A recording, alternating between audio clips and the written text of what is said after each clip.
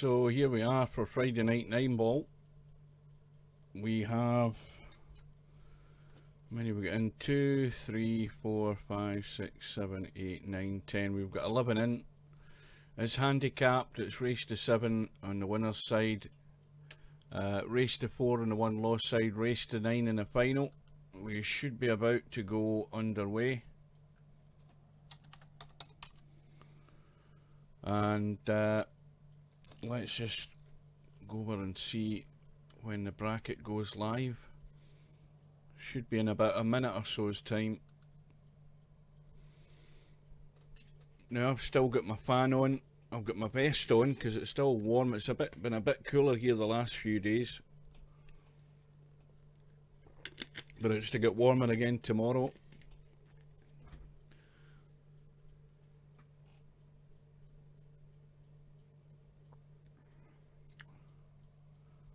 Just a reminder that anybody who's watching a stream, and if you're watching on Twitch or you're watching on YouTube, the chat is mixed in, so you will see whatever anybody says on Twitch and vice versa. Oh well, sign-ups still not closed. Popman's managed to get himself in. And we should be going all the way tonight. I'm still on holiday. I'll probably still fall asleep, and I'll probably forget about handicapping as I usually do, but I should be able to go all the way tonight, and we'll get the whole tournament in. And there'll be the occasional break in the stream while I have a quick look and see how the football's doing. Brazil are currently 2-0 down against Belgium. It should be, when did the game start? 7 o'clock. Well, that second half should just be starting, or not far off it. Right, let's have another quick look. Event is active, so the bracket is now live. We'll get that refreshed, and we'll see that Black Jagged is playing Scratch a lot in the first round. In fact, the only thing that's not on here is the handicaps yet. That's yet to update by the looks of it. We've got Gunnit, who has a bye. Larry is playing Simanx, and Larry will be up against a hefty handicap there. Popman has got a bye.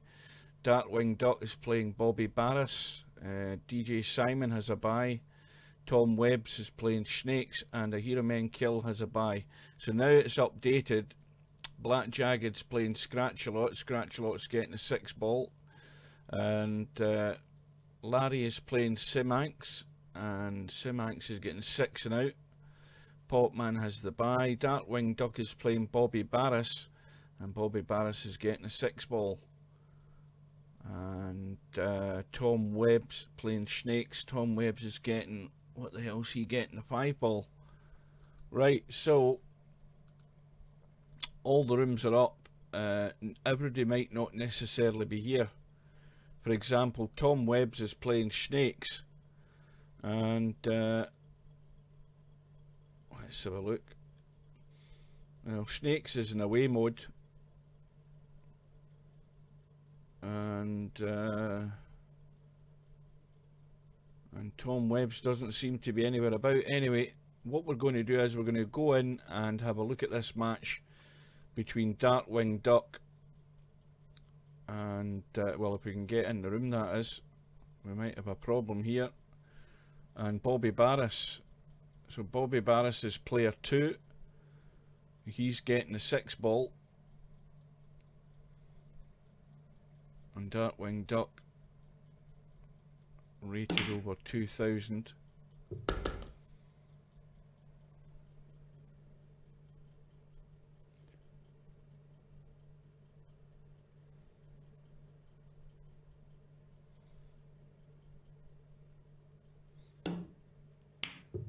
Well, if there's anybody out there, good evening, welcome. This is Friday night 9 ball on Virtual Pool 4, the regular weekly tournament. Double elimination, handicap, winner breaks. That's the basic rules. Now this is going to be tough to cut this down the rail, but the cue ball's going to be running across the table anyway.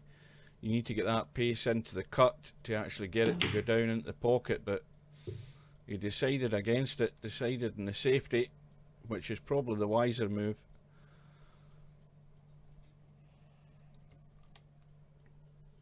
Ah, I see something in the chat.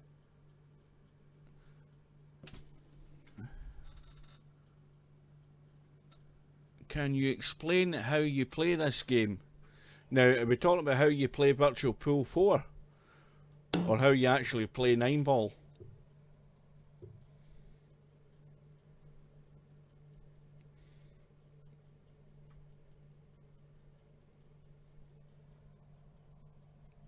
How you play Virtual Pool 4 is that you go to the Celeris website, www.celeris, C-E-L-E-L-E-R-I-S.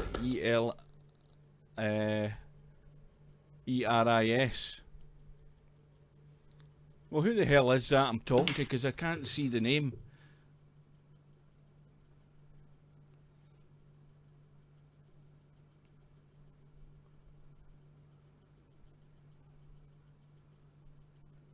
It's not a Virtual Pool 4 name, because I don't know, I can't see. It's Mr. something in blue, but I can't read it.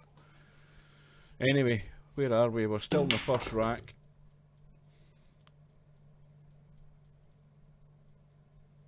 Well, this is where you need to just get a wee bit wise here and try and tuck that cue ball behind the 7.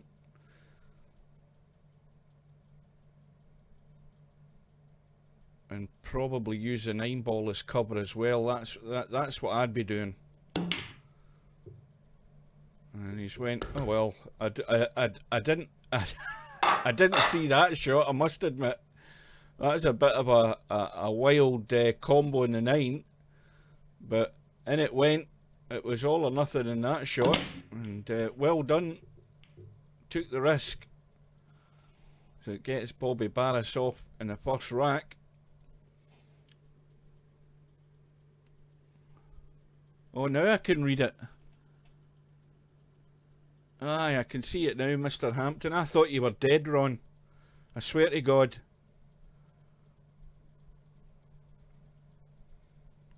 Already, in fact, we've lost 2 people since the last time you were online, that I can remember anyway. You weren't here when Jay Schrader popped his clogs, and you weren't here when John Slingblade kicked the bucket. So you've been off for about a year. So I thought, well, I doubt Ron's already in his fucking pipe. Oh, excuse the language. In his wooden overcoat.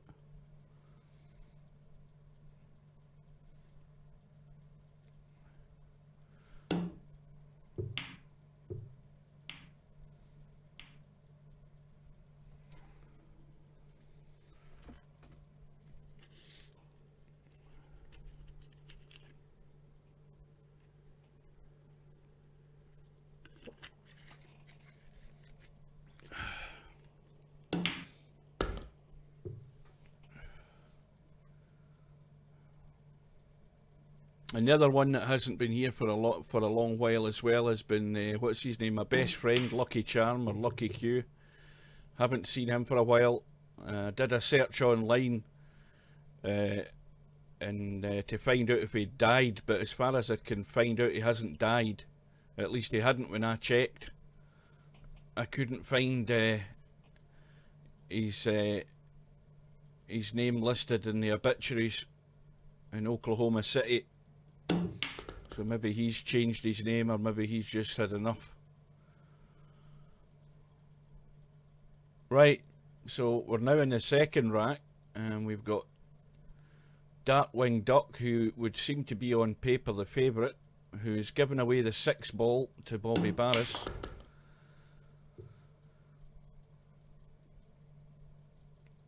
And he's left himself well short in the 4. Needed to go another 2 or 3 inches there. Now he can go for a cross bank, which again would be a bit of a wild attempt. And the question is whether you get away with it. You see, going for shots like that is all or nothing, because you're just, if you don't get lucky and get cover, you're giving your opponent a free visit.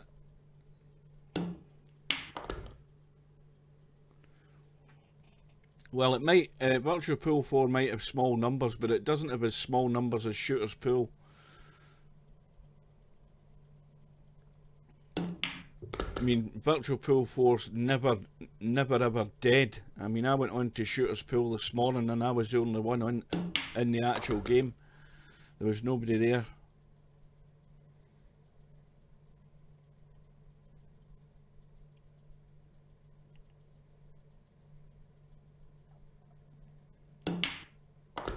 A Darkwing Duck, and he's overhit that, and now he's in trouble.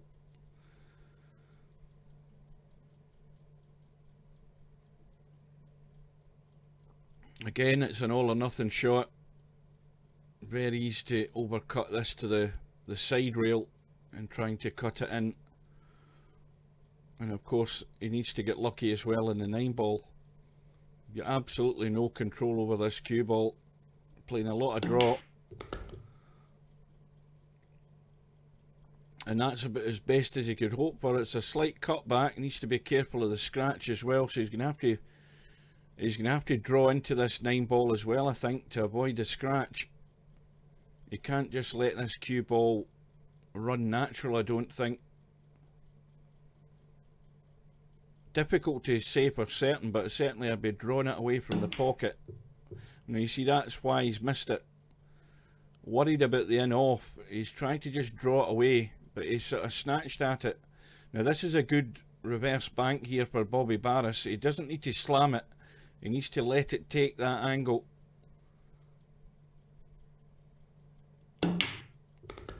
Oh, that was lucky. That was lucky, but he's got away with it. And he's got a 2-0 lead. And the handicap isn't playing any part in this game so far, so which is quite good.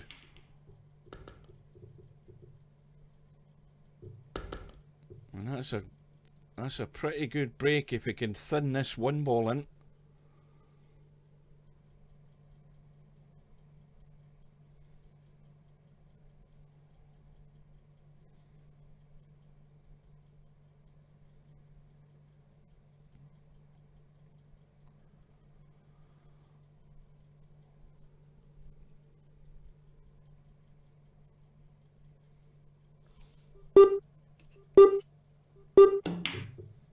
Well, I don't know what he did there, but if that was an attempted cut, it certainly didn't work. I'm just going to do a quick flick over my TV to have a look and see what's happening in the football. Still 2-0 to Belgium, 53 minutes gone.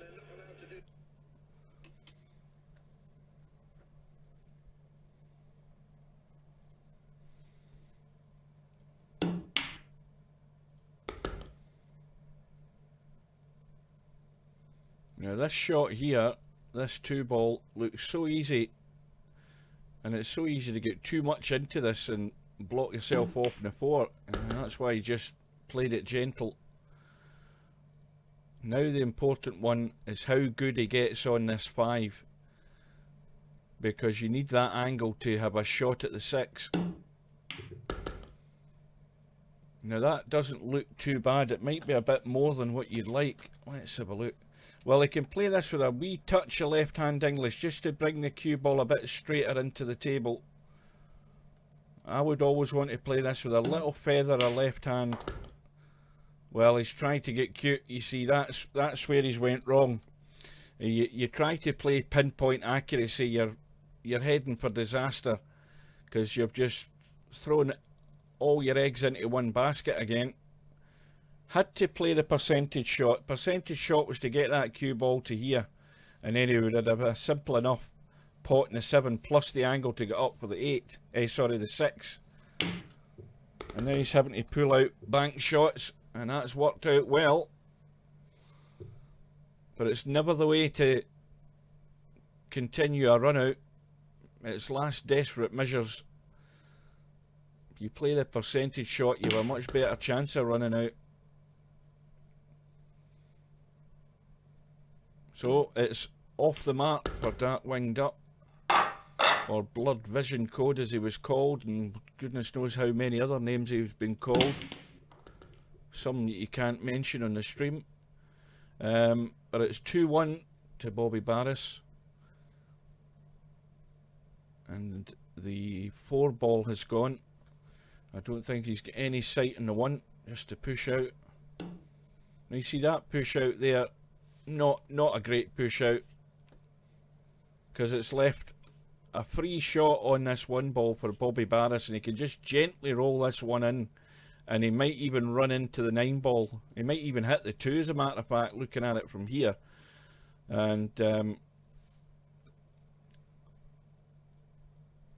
but certainly not a very well thought out push out. That 1 ball should have been further over to the left.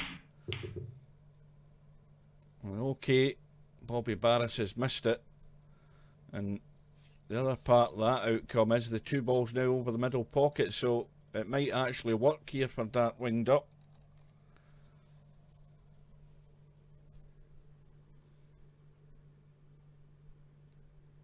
Oh, right, I'm just going to switch it over then to see what's happening.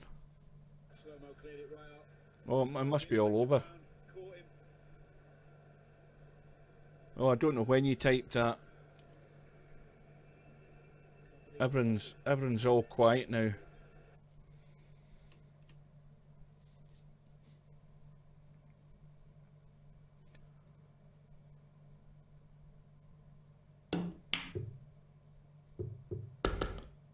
I bet you the shops will be rubbing their hands tonight and tomorrow. The amount of beer that they're going to sell. Absolute tons of it. They're going to make a fortune tonight and tomorrow. All the guys getting out and getting all their drinking for the barbecue and for the football.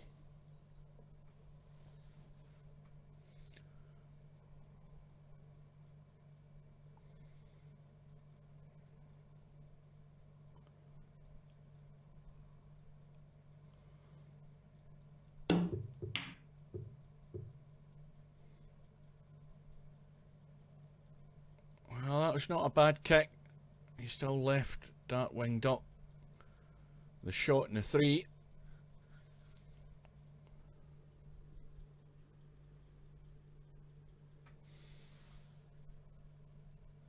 Yeah, there's nothing like sunstroke and a good piss up and a barbecue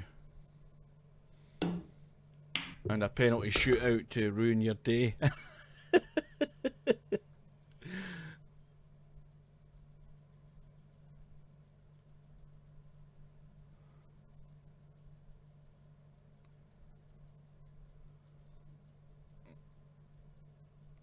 Now you don't want to be playing this with too much left-hand angle. See, there's a time when to use it and a time when not to. I would use the angle that I have to get around the table. Big gap between the 8 and the 9 here. And again, absolutely no control over that shot. Poorly thought out. Going to leave a bank on the 6, but that is by no means the way to play that shot. You have to get around the table and onto that 6. And he's going to look cool when he banks this 6 ball. Well, he's going to have to bank it to get it to the pocket. Or is he playing a safety? Well, either way it hasn't worked, but as I say, a huge gap, big gap here, like wide as a bus, to get the cue ball up in there and down here for a shot in the 6. And in the end it ended up nowhere. And that needs to keep running. If it keeps running, it's good. Now this is just a... Well, what am I thinking? Now you see, I told you before the stream started, I told you I'd forget the handicap, and I've forgotten it straight away there. Forgot that Bobby Barrass had the 6 ball. Anyway, all it means is it's 3-1 to Bobby Barrass. And the other thing is to be aware of the fact that we've got a 6-9 possible combo, not a 5-6-9, I wouldn't think, but there is very likely a 6-9 combo. Now where is this 1 ball going? Well, that is excellent, bar from the fact that it's going to be kicked and moved in a second or two. And there's a likelihood that 1 ball might not go too far here, because that 9 ball is going to kill the 1 ball It's going to kill a lot of the pace in it. You see the one ball's just went across the table. Now where's the cue ball going? Well, the only thing that's went in Darkwing Duck's favour there's the fact that now we've got the 9 and the 6 well down the table.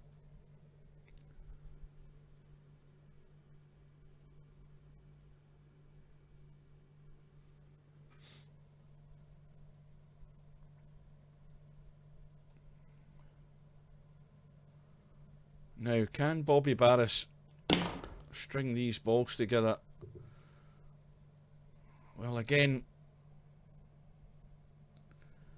why don't players play the simple shot? That's the bit that bugs me. I mean, he's now left himself a high cut.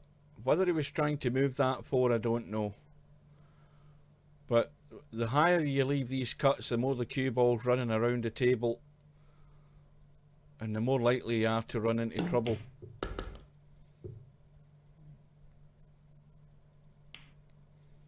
And now he's out of line. And you have to go 100% for this. You pot this plain ball and you let the cue ball run off the rail, around the angles and down, and get by the 9 for the 6. That's what you do. You don't need lots of English on it. You just use the angle that you've got. Got that far too thick. And surely now, it's a gift here for Darkwing Duck. Trailing 3-1, ball in hand. And the important one is to get up onto that 8.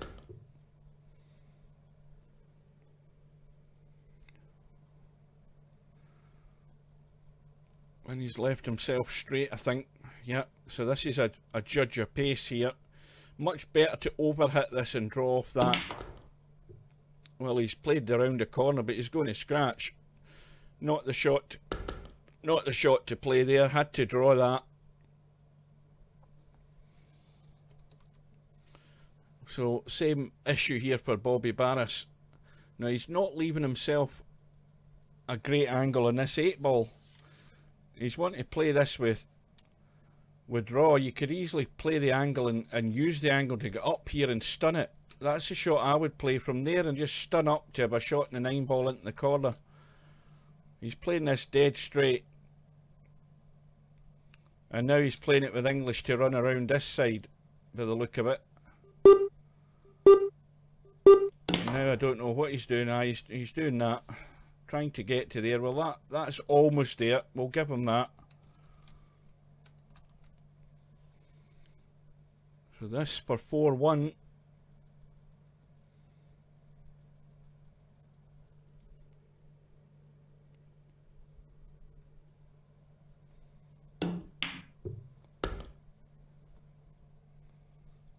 So Darkwing Duck now has some work to do.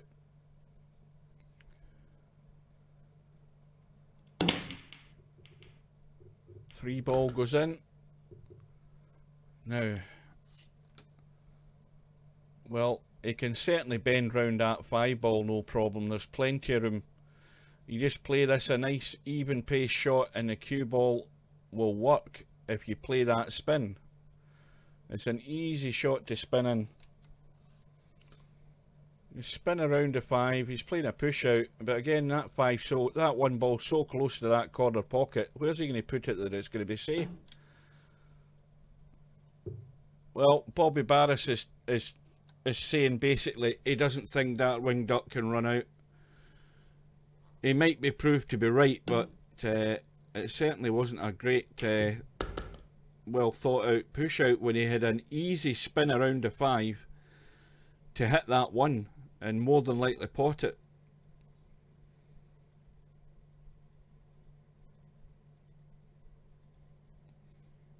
But I mean, I suppose in a way as well it puts pressure on Darkwing Duck, and he's missed the 2.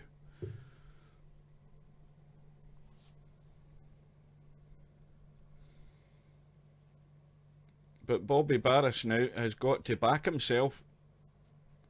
A tough 2 to start off. Good angle to come down for the 4, but far too much pace. I mean, that's a problem with a lot of players. And there's the prime example of it there. This player is 1800. And then if you wonder why he's 1800, you look at how he played that shot there and how he put the pace on it. No control to get on that 4 ball. And he's going to fluke it. He's kicked it in and he's sitting pretty on the 5. Why the hell do you need to worry about that when you can play shots like that? And he only needs a 6.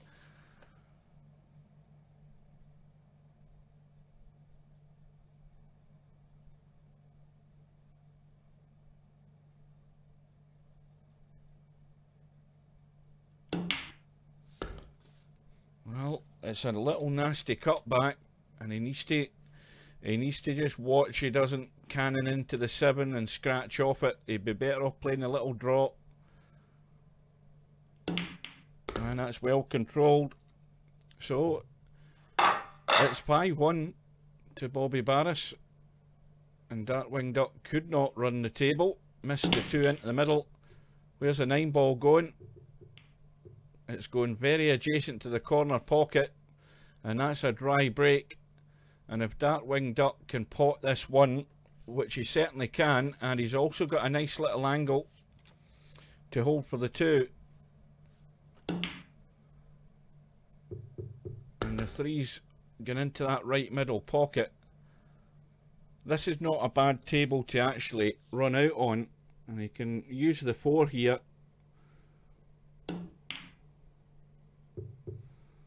But he's overcut the 2. And of course Bobby Barrass only needs to the 6 ball. Once again the pace control isn't there.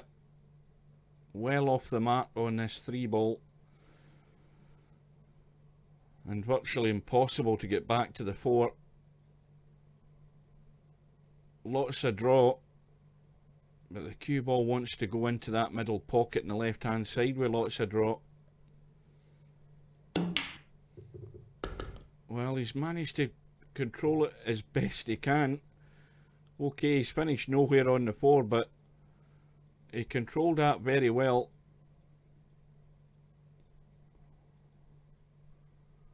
Now, where do you go to hide? Well, there's a good hidey spot up behind that 8 ball, but not off that side of the 4. Certainly not. Got to chip it off that side with a bit of help in English and get it back up here, somewhere up by the 8 ball. But it's all out for the bank again in the 4. And I think he's got away with it. Yep. Darkwing Duck can barely see an edge in that 4 ball. And I haven't seen a result come in yet. We've been 30 minutes into the tournament and I haven't seen a score go through, so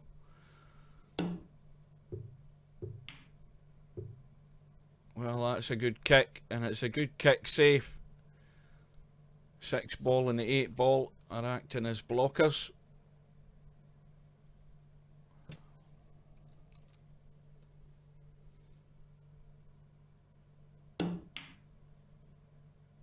No, that's not going to get there. Once again, it's an invitation here for Darkwing Duck, but can he run the table? The problem instantly when he pots the 4 and gets the 5 is that he has to get good on this 6. And there is a way of doing it. You spin off there, around there and down here. You could possibly, if you go short, you'll leave the green into the middle, and if you go long, you'll leave it long into the corner, or you overhit it that way. But he's decided he's going to leave the combo, and the problem with the combo is the angle he has, and he doesn't really know 100% where the 6 ball's going to finish up. The chances are the 6 ball's going to finish up here. Well, he's well off the mark. And if the 6 ball had ended up there, he would have no shot anyway, like Bobby Barrass has at the moment. But he can play a good safety.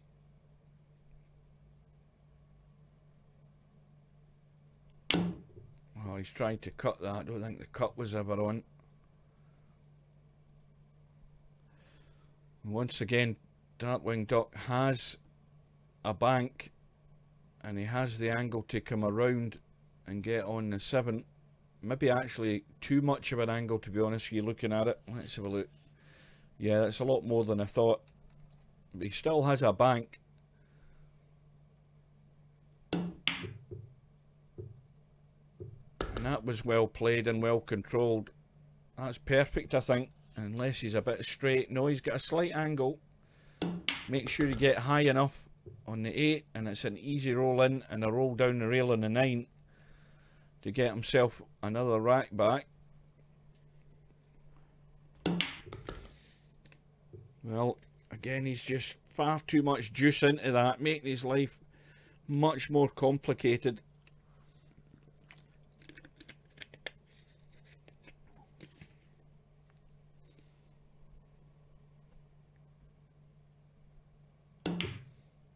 But the cut goes in, and Darkwing Duck will be breaking off in rack number 8, and he'll be trailing 5 racks to 2, and I'm going to have another quick glimpse at the football. See how things are going. 71 minutes gone, and it's still 2-0 to Belgium.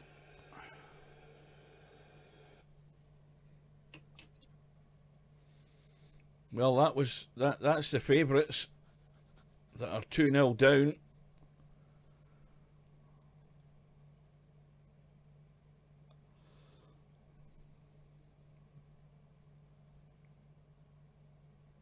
So we've got a scratch off the break here, ball in hand to Bobby Barrass. Now, he has a 1-6 possible combo there with ball in hand, and he's not playing it.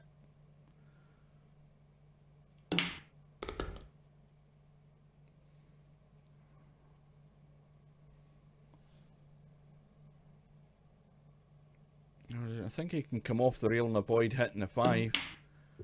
In fact, he had such a good angle he could just hold for the 3. Well, same problem here. I think he's a bit straight, and he might want to try and pinch something here. If he's going to try and get out in the 4, unless he draws back. And that looks okay. So this looks fairly straightforward now. He wants to leave the cue ball where that 4 ball is. That's a perfect angle to pot the 5 and get the cue ball out for the 6.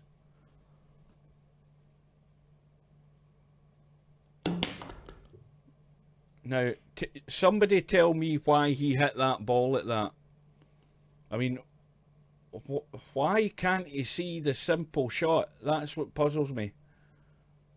It's just incredible that he wouldn't just play the simple shot instead of the only thing that made that good was the fact the 7 ball blocked it and held it up for the 5. It was never ever going to end up there, that cue ball.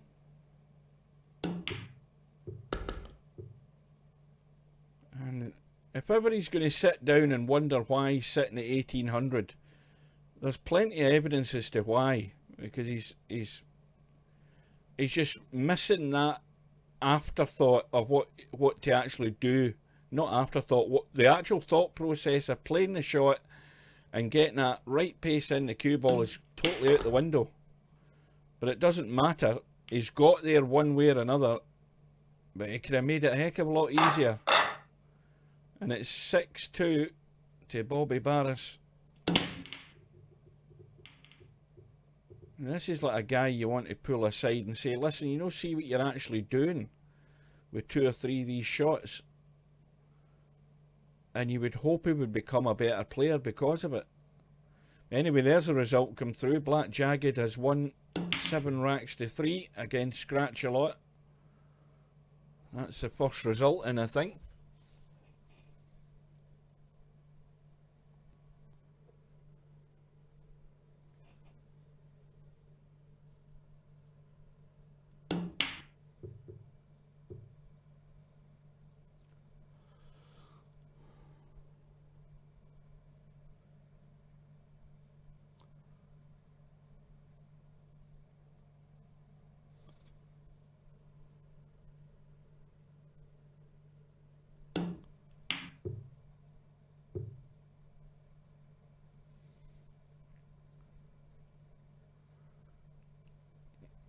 there's not a lot to be gained from trying to pot the one here, although he could play a reasonable safety off the 2 if he does cut it in,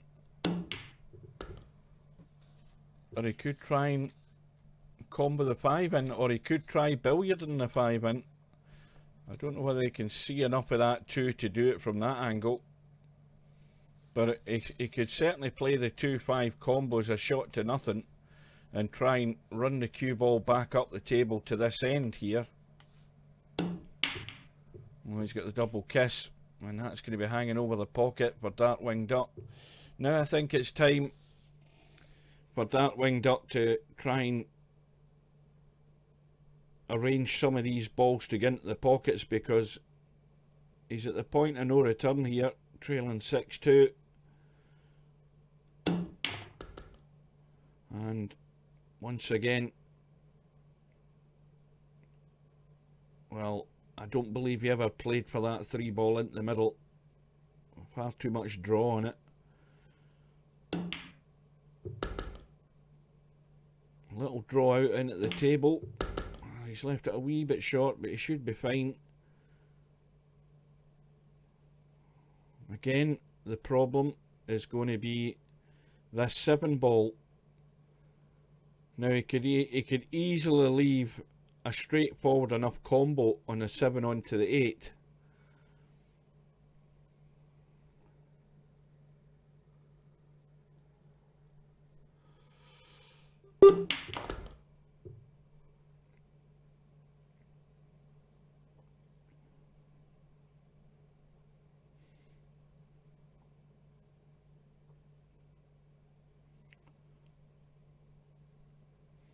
Now, does he try and get too cute here and try and get on this 7, or does he try and just leave the combo?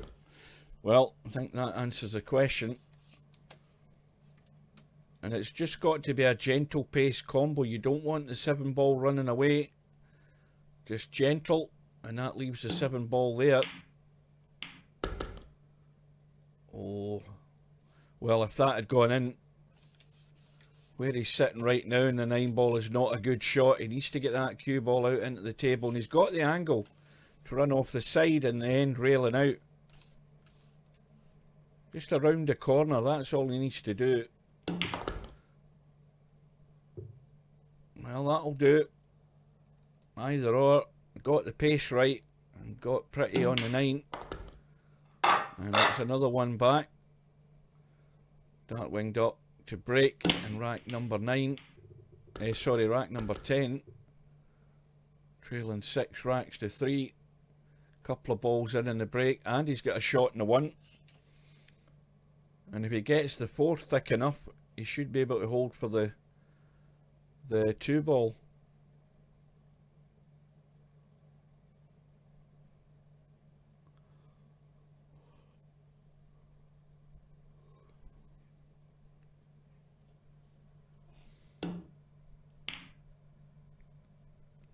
Do, and I think well, he's the wrong side, obviously, the 2, but he's got plenty of room.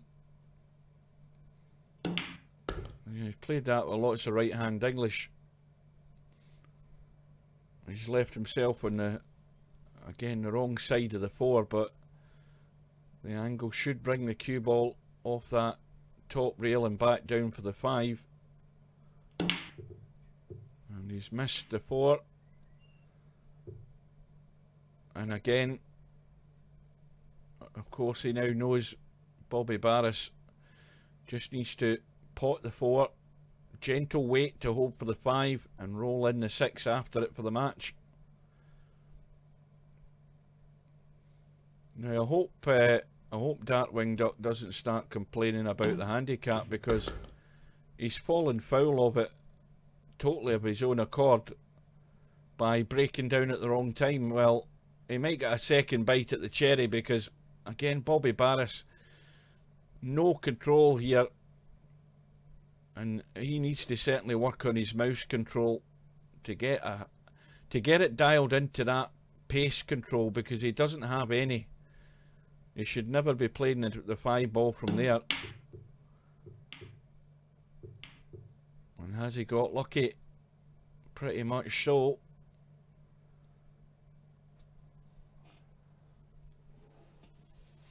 I mean, it's very easy to be overcritical of players, but you know, if a guy's sitting at 1800, there has to be a reason why he's sitting at 1800, and it's very easy to spot. He just has not taken the time to sort out his mouse arrangements. If you do that, you're by far a better player because you'll get much better control of your pace. And as I said the other week, they're 95% of Virtua Pool 4 players, they don't pay any attention at all to the mouse settings, and they wonder why they can't string 3 or 4 balls together. Well, Darkwing Duck has played the billiard onto the 9 and pinches another rack back. Meanwhile, Larry has beaten Simax by 7 racks to 5. Darkwing Duck's broken off in rack number 11. Got a ball in the break. Got a little thin cut in the 1. And that 9 ball makes the pocket a lot bigger. Can easily cut that 1 in. And certainly not scratch. If he just pots it plain ball, it'll cut in and they can use the 9 ball if he wants.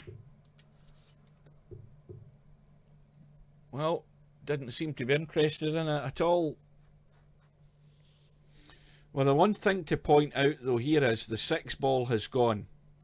The 6 ball has gone in the break, so that is good for Darkwing Duck because Bobby Barris's extra money ball has gone, and now he has to pot all of the balls as well if he's going to win the rack.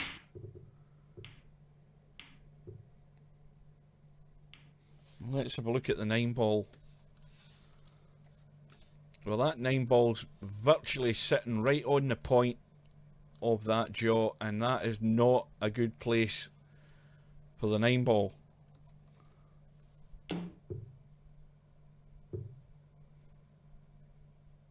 It's not even a good place for a combo on it. It's just not going to get into that middle pocket where it's sitting right now. No. No way that's going in. It's right on the point.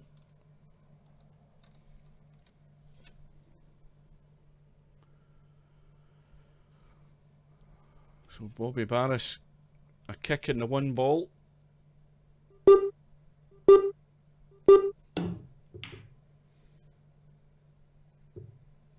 I don't think the 7's come to his rescue. I'll have a quick look and see what's happening in the football again. Oh, Brazil have got 1 back. 83 minutes gone. Oh dear.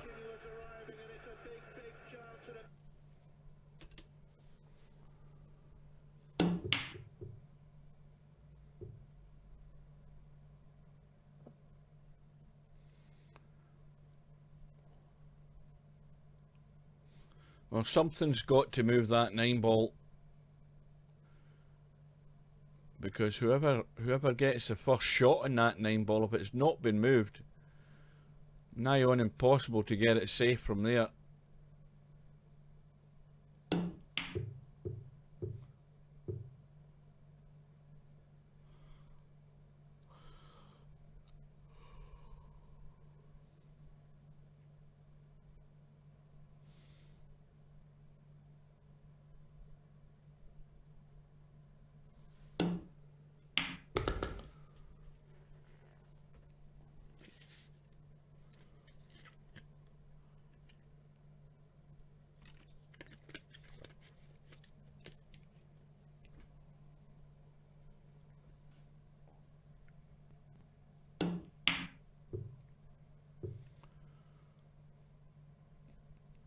Well, my assumption there is he played the pot in the 2.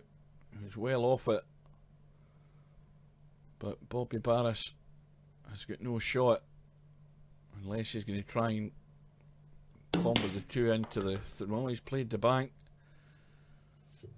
Well, now he's definitely got no shot in the 3.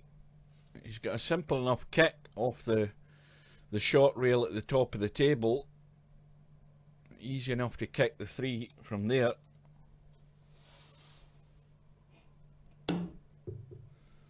But he's missed the kick in the 3. And The only good thing about that shot is he never hit the 9 ball, so the 9 ball still tied up on the point of that middle pocket.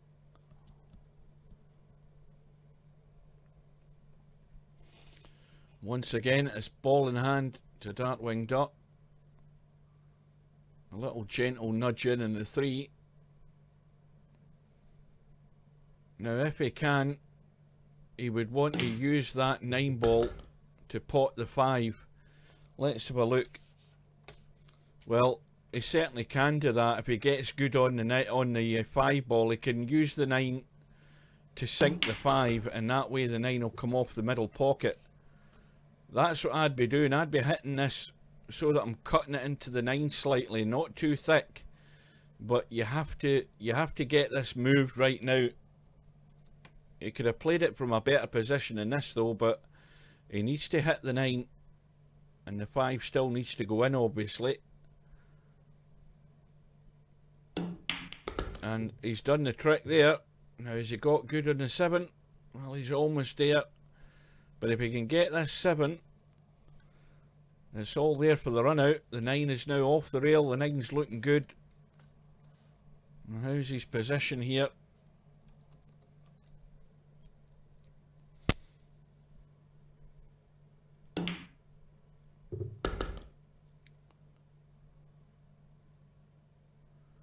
Well, this looks fairly straightforward. A little roll in.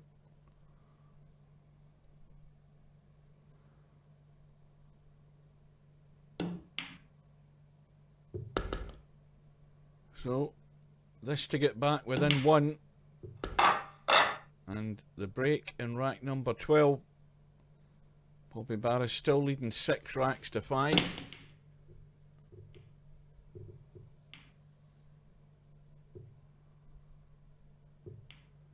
Well, this time the break is dry, but look at where the 8 and 9 are. They're married together in the, well, almost on that top rail.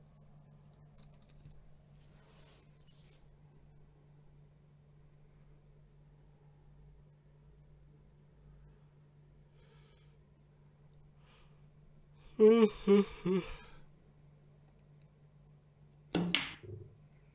that's a bad one. Concentrating, holding straight for the 2. Forgot about the 1.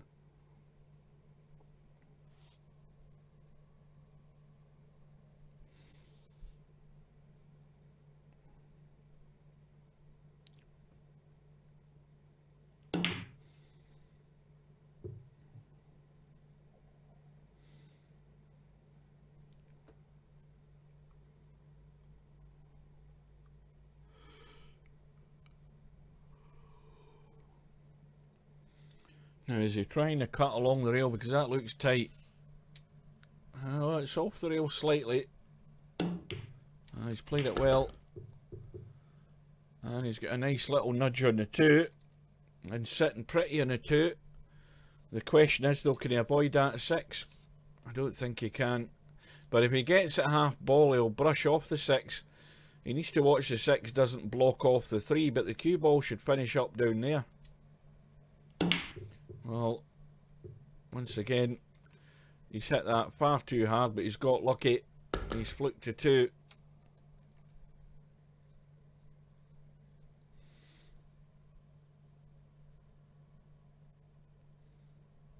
So just this 3, the 4 ball out in the open, 5 ball over the bottom right hand corner, and the 6 ball for the match.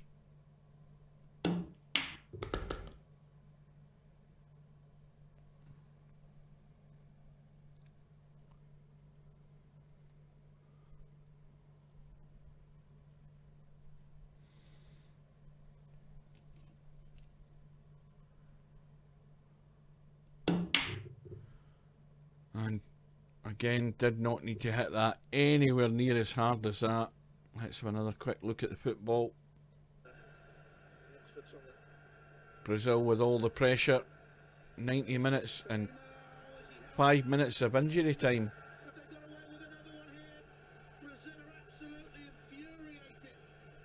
And Brazil looking for a penalty again.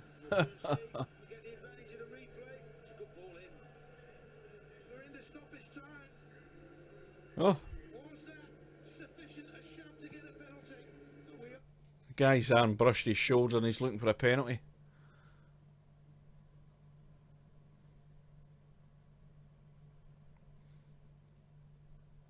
So Darkwing Duck has the chance.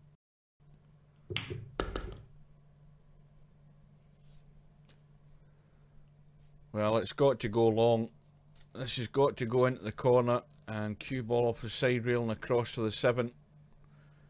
He needs to hit this firm though, if he's going to do that.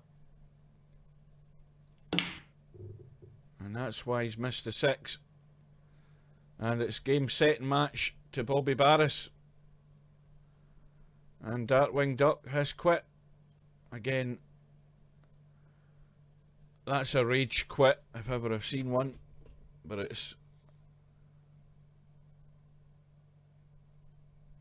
yeah, he's a bad loser.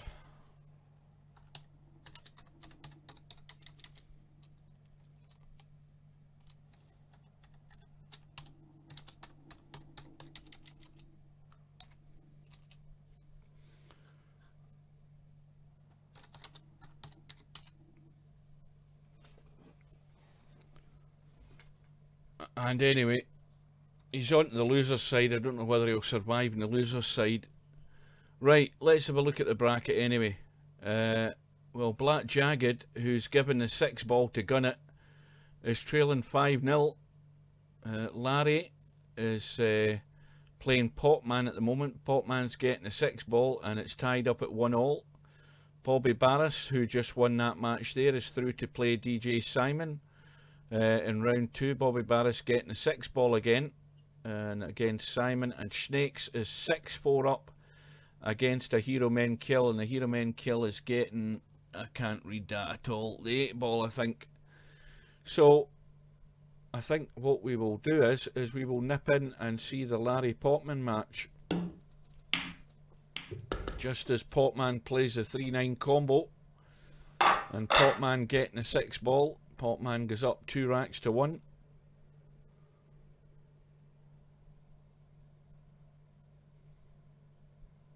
Right. I'm just going to keep my eye on the football.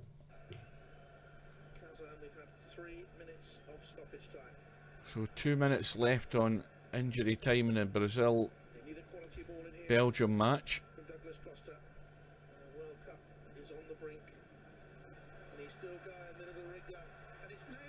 Oh, that's a good save.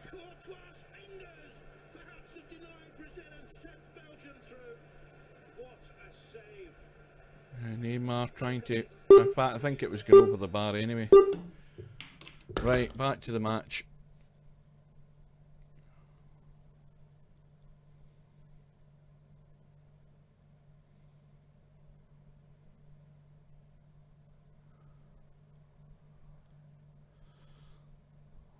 Well, surely Larry didn't push out to here behind the 5 ball and Popman's passing it back to Larry. Well, that was a crazy push out if that's what Larry did. And now it's ball in hand to Popman. Well, Popman has got a choice here. He can try for the run out to the 6 ball. And it would have to be a 5-9 combo, or he's got a possible 2-6 combo right now. So this is where you've got to get wise. He's got a possible 2-9 combo, which isn't good, but it's going to have to be a 5-9 combo, you would think. So he needs that cue ball out into the table. That cue ball's no good here when he pots a 3. He needs to get it out to here. Anywhere in that line would make it good for a 5-9 combo. And that looks good. That looks good. Let's see. Well, I don't think he can get much better than that. And it's not a difficult combo. He's just got to get that angle of contact right on the 9 to help it in.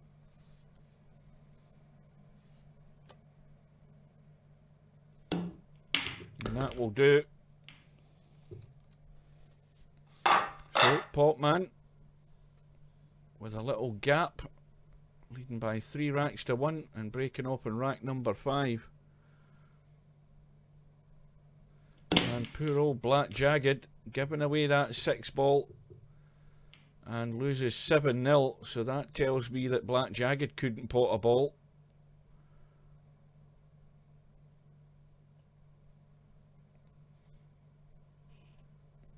And it wasn't just the fact he was giving away a 6 ball as an extra money ball. He obviously couldn't pot a ball himself to end up losing 7-0. But he's got a second chance in the one-loss side. Meanwhile, Larry at the table.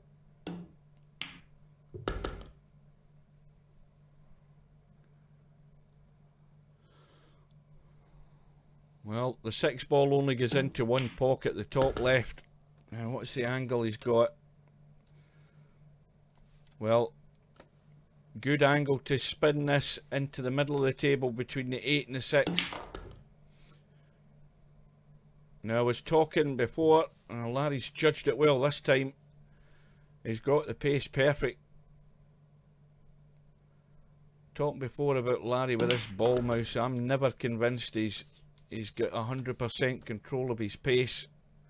But he played that one well. Now he's going to run into the 9, can't avoid it, and doesn't want to knock the 9 safe.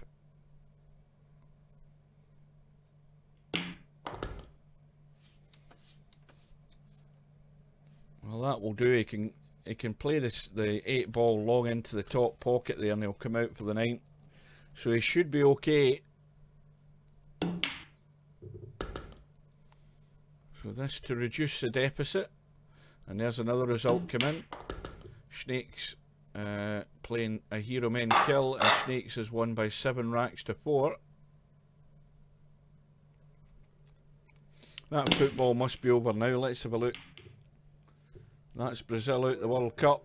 Tonight, big gamble, of course, from Martinez to take Lukaku off when they were winning 2-1. Yeah, that's Brazil. The favourites are gone. Belgium now will be the favourites. A stunning performance overall from Belgium to see off. Yeah, they deserve to win.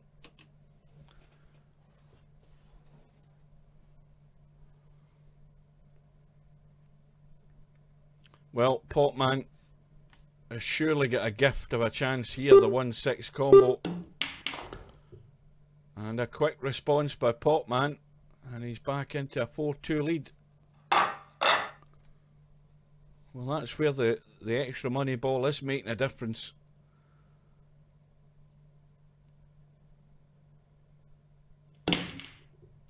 Breaks off in rack number 7. A couple of balls have gone in, I think. No, just the 8 ball. Oh, sorry, the 6 ball went in as well, but it gets respotted because it's a money ball. It gets respotted if it gets potted on the break.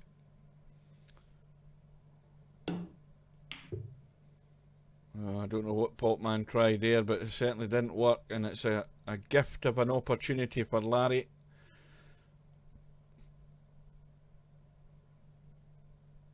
Now, what's Larry thinking here? Is he looking at the 9?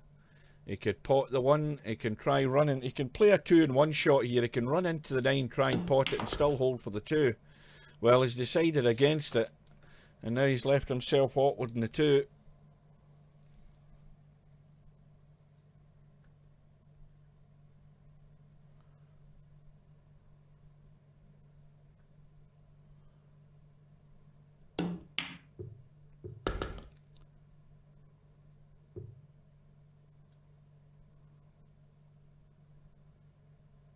Well, next week's Friday night 9 ball will be a non-handicap tourney to see how it goes.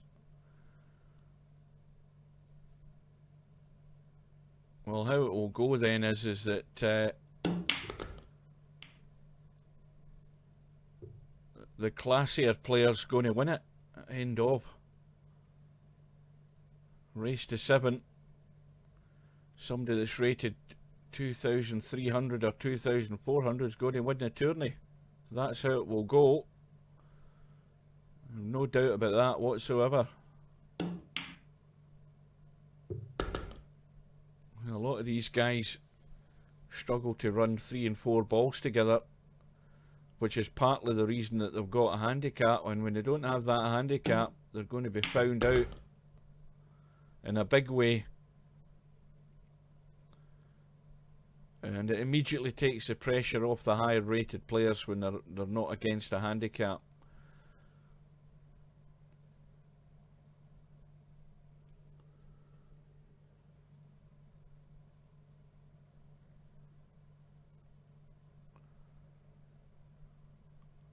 So Larry about to pot Popman's extra money ball. And he's looking good on the 7. So this should be 1 back again for Larry. Still trailing by 1. Once he pots this 7 and 9.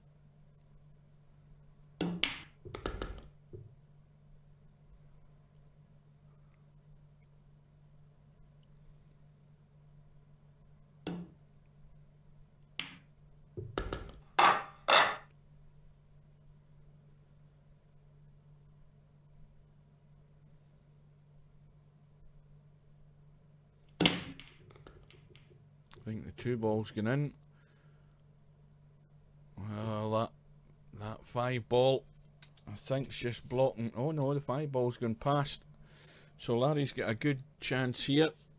Now, does the 4 go past the 7? Yes, it does. Plenty of room. So there's a good chance here for Larry to run out and get this match all tied up again.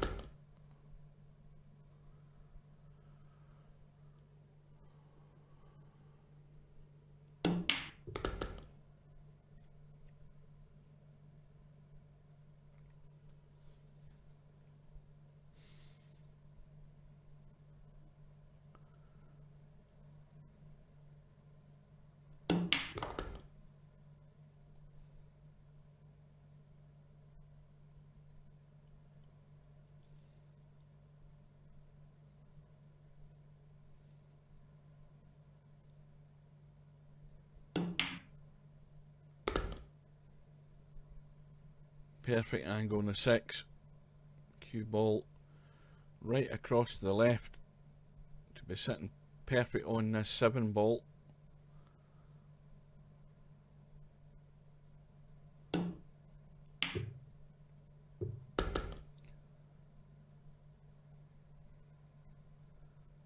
pot the 7, roll in the 8 and leave the 9 into the right hand middle pocket. Seemed to be the order of the day. Well, he's left himself just a wee bit on the shortish side of the 7, the 8 ball here. And still managed to hold it for the 9 into the middle. So Larry, quick response, gets it back all square, 4 racks all. And that was a breaking run out. Came at the right time as well. And another ball in a break. And he'll have no shot in the 1, but he's got a good chance of getting a half decent safety here. Put Popman in trouble.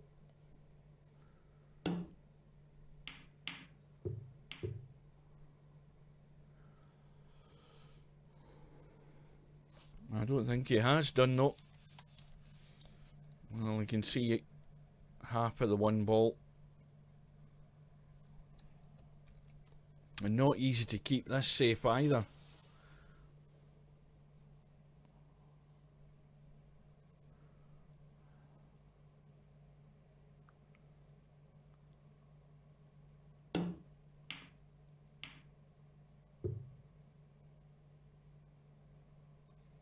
Well, I suppose the 1 does go. The problem is if Larry pots the 1, cue ball's running around in here, he's got no way of knowing that he's ever going to get a shot in the 2. Because there's traffic there that he has to avoid. And that's why he's made no attempt in the pot and couldn't avoid the 8 ball. If he could avoid the 8 ball there, it would have been a good safety. And now he might find himself in trouble if Popman can get this thin and skim off that side rail and then the end rail at the top and back in behind the 8 ball and the 3 and the 2. He should have the angle to do it. I think he's going to run into the. He never used the end rail. He should have used the end rail with a bit of left-hand English. But I think he's still got reasonable enough cover. He certainly has.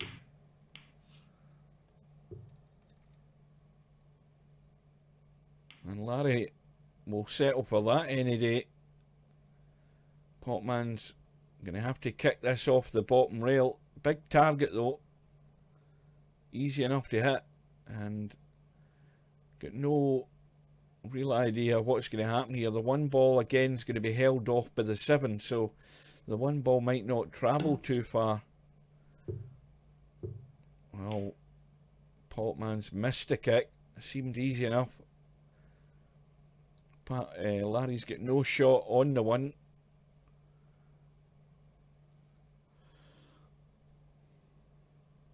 Other than to try and tuck this cue ball with a thin edge off the 1 and try and tuck the cue ball up by the 2 and the 3 and the 8. I don't think he's going to get there though.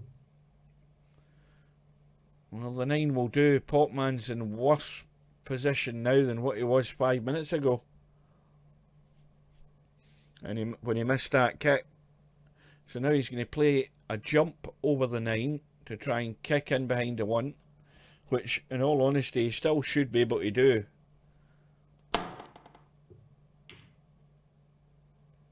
But, like I said earlier, the 7 ball was preventing the 1 ball from running away too far. All of a sudden, I've got an itchy nose. And Larry can thin cut that 1 in. Again, he's got the same problem. He's got no way of getting really any good position on this 2 ball. In fact, to the extent he never even bothered going for the 1. Played the right shot, just kept things safe. But it's a chance for Potman again. If he can get the thin edge in the 1, he can tuck this 1 ball away and have Larry in trouble.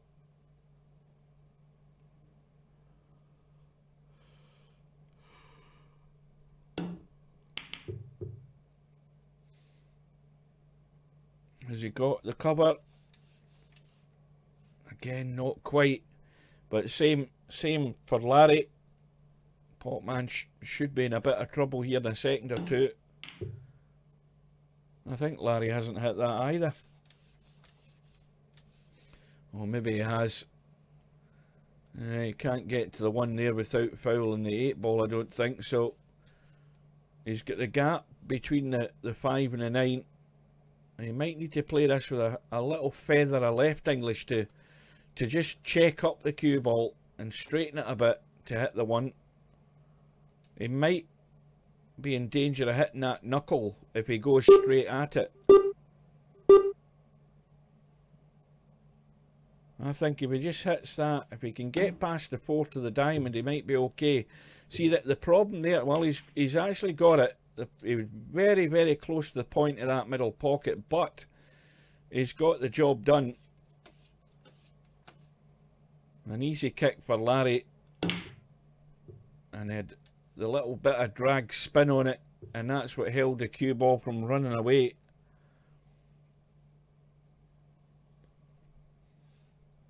Now, can Potman see enough of this? Let's have a look. Oh, I can get by that, no problem.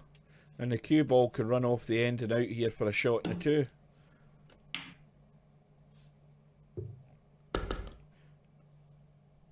Well, that's tight, isn't it? It might have not been as tight playing it from here, but he's playing it from there. That's the problem. It's extremely tight.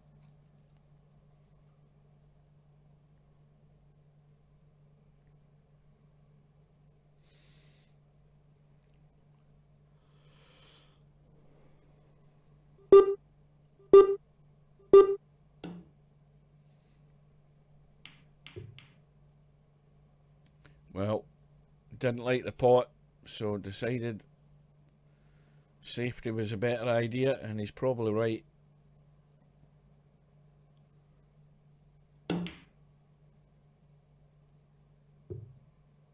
Now, did Larry play that pot in the 2 in the middle? That would have been some shot if that had dropped.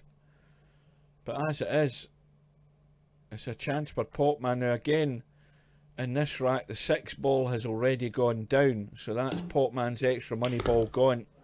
He's going to have to run the table to win this rack. And now he's got room to spin in behind that 7 ball. He needs a little bit of bottom and a little bit of right maybe just to help it around the corner.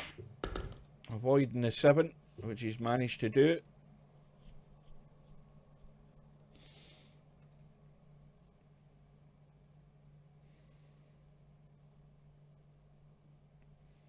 Now as far as this looks, it's just a little gentle study, soft draw shot in the 4 and you're behind the 5 into the top right hand corner.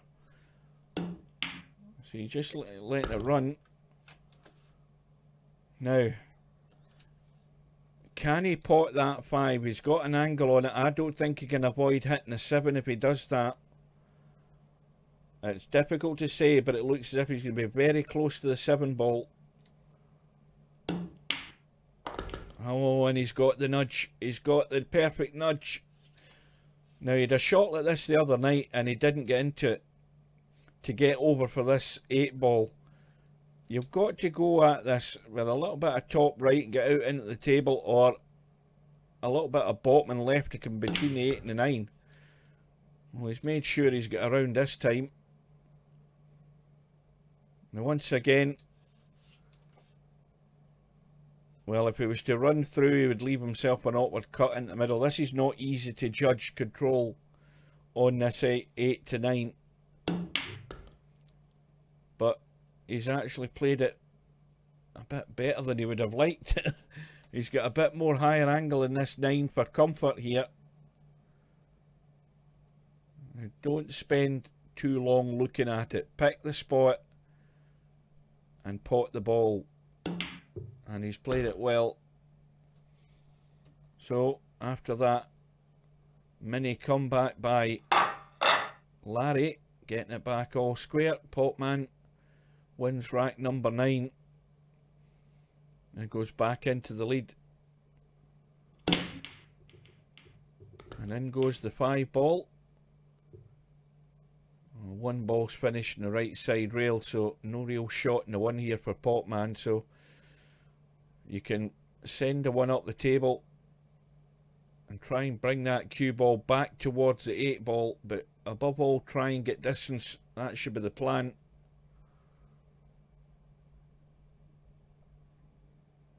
Now if that 1 ball slows up, that is very handy and Larry's in trouble.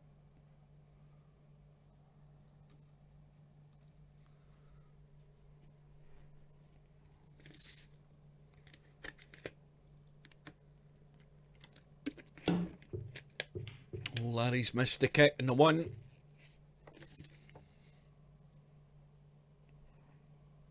Now these balls, they're not sitting ideal for a run out simply because of where the 3 and the 6 ball are for starters. You shouldn't have any problem potting the 1 and getting on to the 2.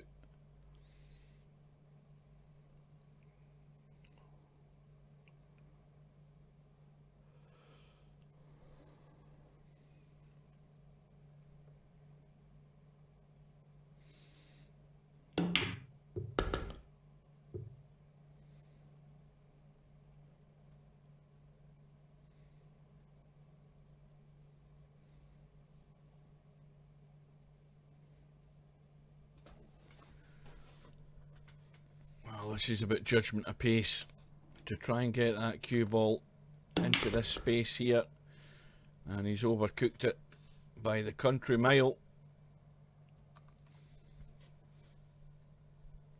Now there's a 1 lost side match between Scratch-A-Lot and a Hero Men Kill. Scratch-A-Lot's won by 4 racks to 2, and meanwhile Potman has missed the kick in the 3. But that's another example there of where the player's struggling to get control in that cue ball.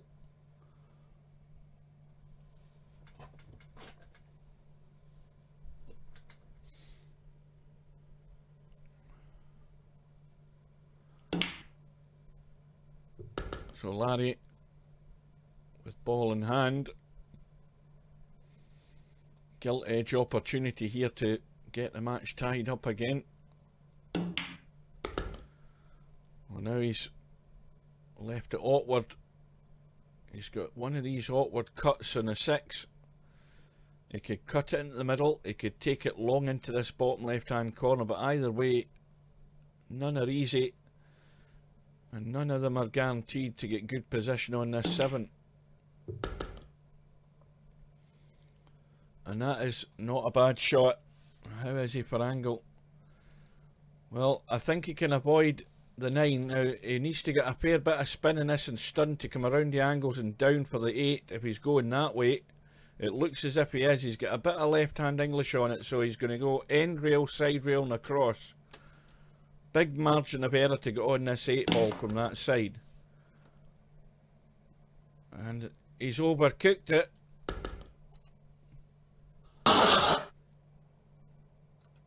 What is that? What the fuck is that? Oh dear, how sad, never mind. Well, that was the right shot to play. But that's the risk you're going to end up taking now. Is Potman giving himself enough angle here to get up for this 9? Well, he's got the right hand spin on it. How's his pace? Well, that's pretty perfect. So it looked odds on it was going to be 5 racks all. But Larry's scratching. Getting down to what the hell ball was it was going for? I can't remember now, but anyway, he scratched. And Potman has now got the 2 rack gap sitting on the hill and breaking off in rack number 11.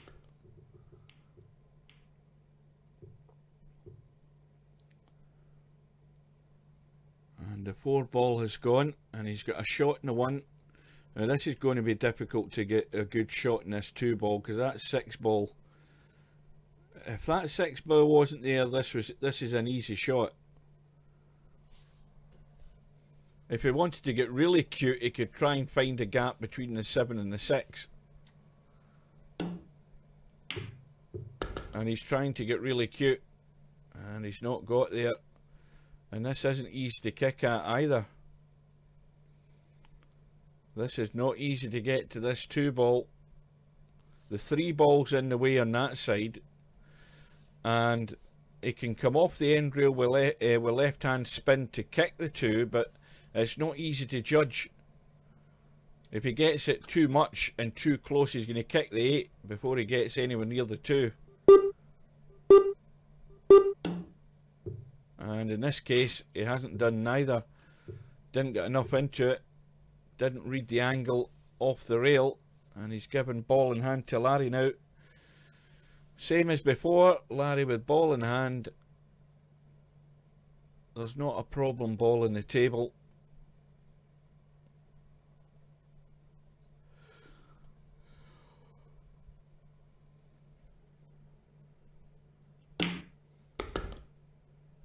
Is anybody still watching this stream? I don't think anybody's watching. I think they're all watched the end of the football.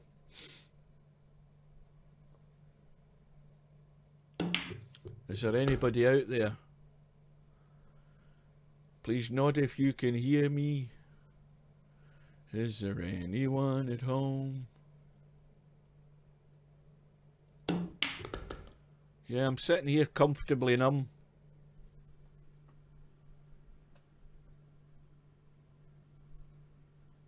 Now,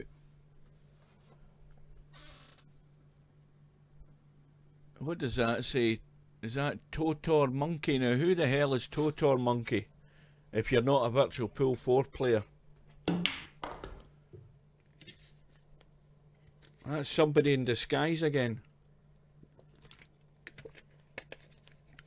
Right, well, Larry trailing 6-4, can't afford a mistake, and he's the wrong angle in the 7. And needs to avoid hitting this 9 ball to get back up for the 8. And he's avoided the 9. And how's his pace for the 8? He's going to have to get a nice kiss here. Oh, that's finished. That's absolutely nowhere. It's not a cut and it's not a good bank. It's difficult to judge. Sometimes the bank in these is a lot more than you think, but he's judged it well. And he's got the cut on the 9. He's having to dig himself out of holes here, Larry, to hang in.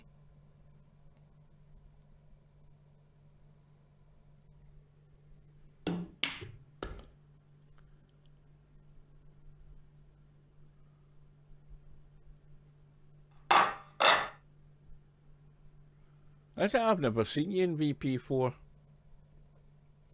Well, Canada's what, there's probably 2 or 3 time zones in Canada, depending on what side of the country you're in, but you're at least 5 hours behind me. Minimum, 5 hours minimum, I would suggest. So it's, what time is it here? It's 9:20 here, so it's like at least 4:20 in the afternoon in Canada. If not like 2:20 or 1:20 or something like that on the west coast.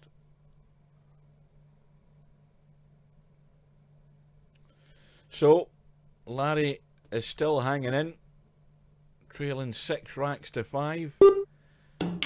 Comes up dry in the break, and Potman's missed the possible bank on the 1 ball. I think he's got away with it though. Although I think Larry could billiard the 2 in if he wanted. I don't know whether he's looking at it. Let's have a look. It looks like he's looking at it now. And a possible 1-9 combo, but he's got a chance of billiarding that 2 in. That's more than likely the shot he's going to play, and just hopes he gets lucky. Yeah, and he's got lucky. He's managed to not let the 1 ball run away. So that was all played for. He wasn't playing so much the combo, he was playing the billiard onto the 2. And it means he's still got a shot. No problem getting on the 3. Big wide margin of error to get in the 3 ball.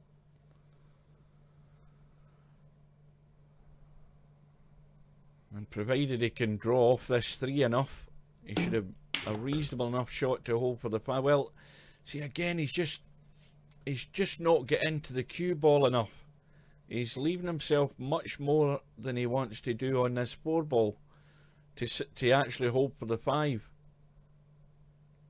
He's having to dig right into it to draw off the pace of the cue ball and try and hold for the 5, and now he's out of shape. Well, I'm sticking to my guns. If he's still using that thumb ball mouse, I don't think it works. On certain shots it doesn't. And now Larry, I think, is not getting to the pocket. And has he got lucky? Remember, Potman just needs the 5 and the 6, and he can't see the 5. Well, he should be picking a spot off that side rail and kicking the 5 in. He's got a reasonable margin of error to at least touch the 5 off the side rail. He's just going to try and edge it off the end rail. I don't think he can pot it from there. No, he was never going to get it that way. He should have picked a spot in the left side rail to kick the 5 in. Well, there's one good outcome of that shot there, the fact that he's knocked the 8 ball down to this end rail, because that's now created a problem for Larry. That might be Potman's lifeline right there. And Larry's now got a bigger problem. He has to find a spot where he can get the cut on that 6 ball, and the spot is there. Nowhere else. It's only there that you can get the potting angle on the 6, or he plays a long bank on the 6. Well, he's trying to get over here. He needs to get to there, and he's almost there. He's got the cut. That's a good shot, and he has to get this. He can't leave this hanging. This is the game and match ball here for Potman, this 6 ball.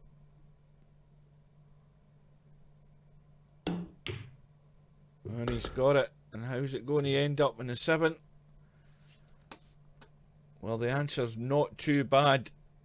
providing Larry can go forward and avoid blocking himself off with the 9. Let's look at it from that angle. Yeah, he's got to go forward. He can't avoid it. But this 9 ball can be awkward. That's why he's left it short. And this is a tester as well. Every shot for Larry, a high angle or a distance, or you know, he's not making it easy. But we're going to go all the way, providing Larry doesn't have a rush of blood to the head here and do something stupid with a 9 ball. It's going to be 6 all and a final rack decider.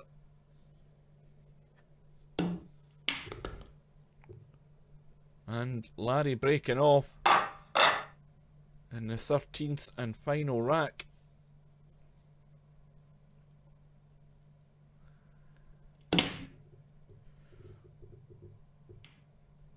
Well, the break is dry, and these balls, I mean, they are sitting perfect here. If I'm looking at this table, I'm thinking I'm running out. And the only tough shot is this 1 ball and getting it past the 2. And there's plenty of room. Oh, I'm definitely running this table. There's no way I'm not running this table looking at the lay of these balls. Now here's where Popman can go wrong. Struggling to control the pace, you can easily overcook it, block yourself off with the 9. But there's a great big window here to get on that 3. And he's ran into the 5, but he's still okay. And the other problem now that he's out of shape is he's going to leave it long in the 4. But that would be the simplest thing to do though. Don't try too much. You pot the 3, get the cue ball out far enough so that you at least get a shot in the 4. Take your medicine and run. Oh dear, he's not getting to the cue ball. You see, this is where I want to grab Popman and shake him down and tell him to play the right shot with the right control in the cue ball. Absolutely nothing doing on that cue ball there to hold it, to control it. In which case you just let it run away and giving Larry a gift.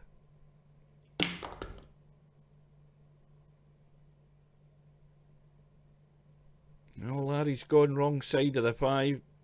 He's just not gone far enough. He played to get down there.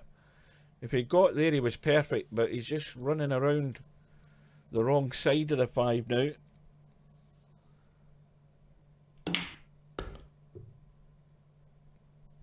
Well, now it's another distance shot in the 6, and this could easily hang up. This is not a gimme. And there we go. And has it come away from the pocket far enough? I think it has. Well, Popman would be wise to thin that and hide. That would be what I'd be doing. I'd be thinning the 6, cutting it along the rail, nudging it in behind the 8 and getting this cue ball down here somewhere. It's an easy shot to play.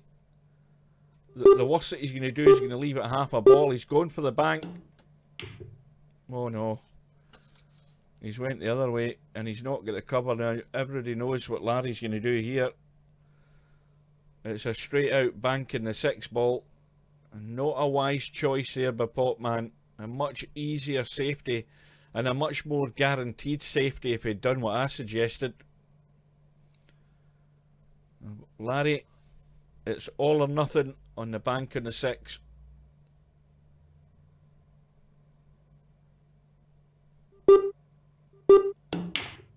And he's way off it. And this time, Larry's luck has run out. Popman has a straight in 6 ball for the match, and provided he doesn't roll through in after the 6 ball, which I don't think he can do because there's a slight angle there, Popman should be home and dry.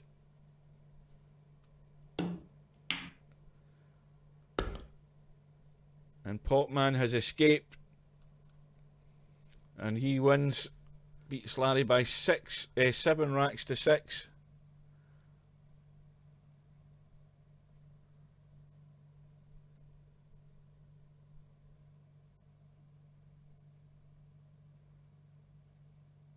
Right, so after all of that, we'll have a look at the bracket and see where we stand. We've got Gunnett just about to play Popman, and the handicap hasn't updated in that. Bobby Barris is playing Snakes, and Bobby Barris getting a 6 ball. Snakes is up by 4 racks to 3. And meanwhile, on the one loss side, we've got Scratch-A-Lot playing Simanx on a scratch game, no handicap. Simanx is up 3-1 in a race to 4. And Larry is about to play Darkwing Duck on the one loss side. And, well, Larry's in the room. Darkwing Duck hasn't joined him yet.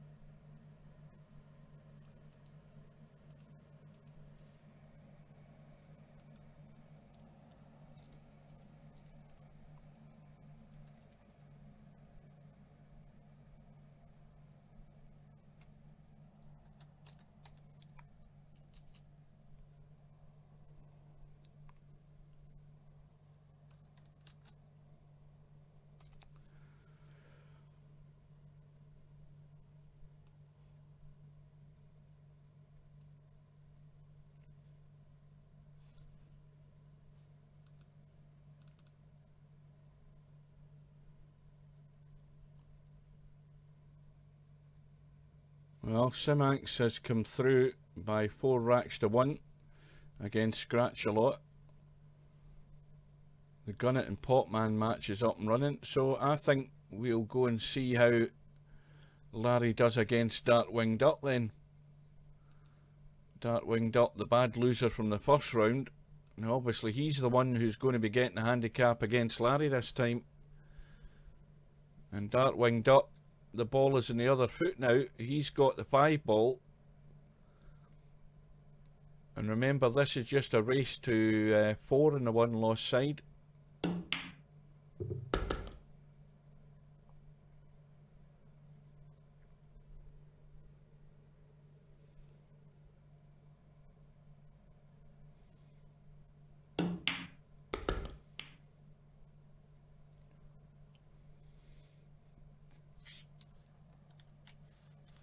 Now Larry needs to find that gap between the 9 and the 6.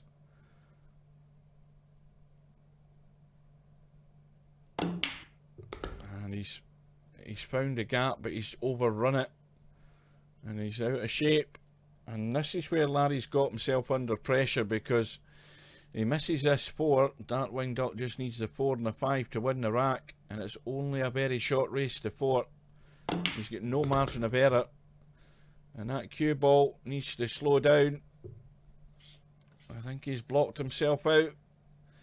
So Larry's going to have to dig out the jump stick. Try and cut that 5 ball into the left middle as we look.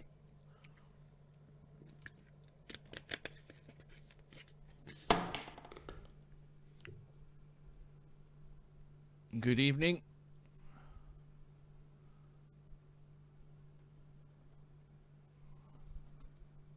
Now,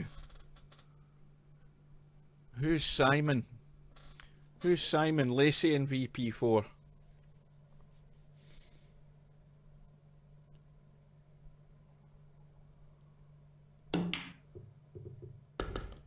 Well, Larry's making it bloody difficult for himself. He's gone straight on this 7 ball as well. Now that's a better shot than it looked, because he had to fire that in to make the angle, to get the pace in the cue ball. And he's plumb perfect on this 8 ball. Just a little roll through to the middle pocket. And he's perfect on the 9. He's actually overcooked that by 4 inches. He didn't even need to get to the middle pocket. He's overhit that slightly, but he should be okay. So Larry has managed to hold himself together to win that first rack.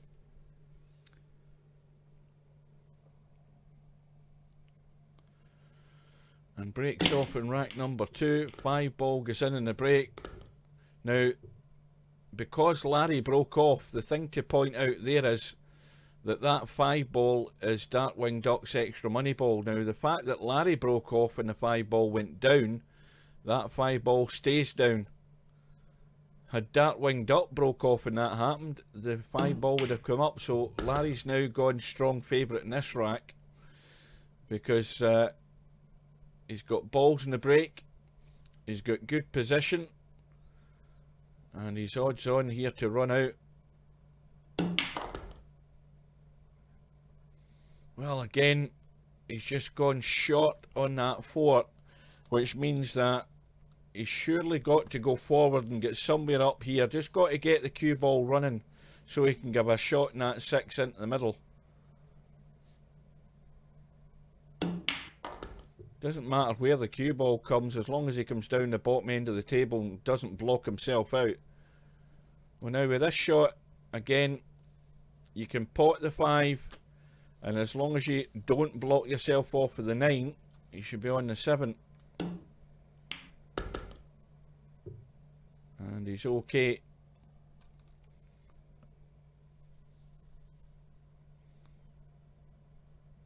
Now,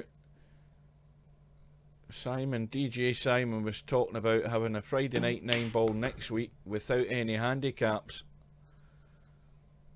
And that immediately shows you how tough it is then to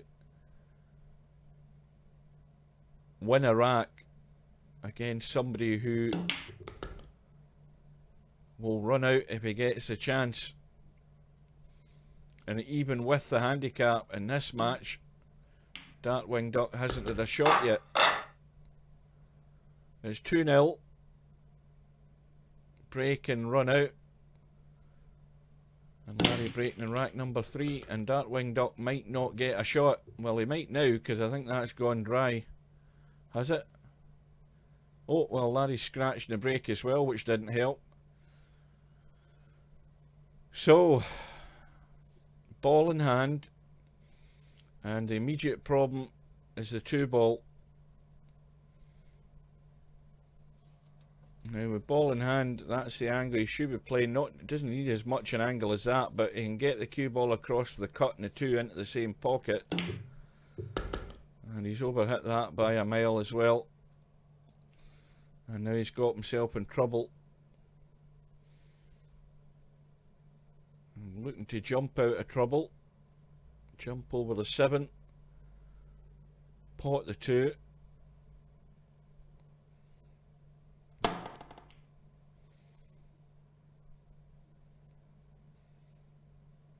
Well, he didn't generate any pace in it. And Larry's got an easy starter, but he's almost overcooked that, but he's okay. Now he has to get a good angle on this 4. When he pots this 3, he needs to come off the rail. And he's let it get away. He's just not able to hold it. And he's just running the wrong angle, wrong side of the 4.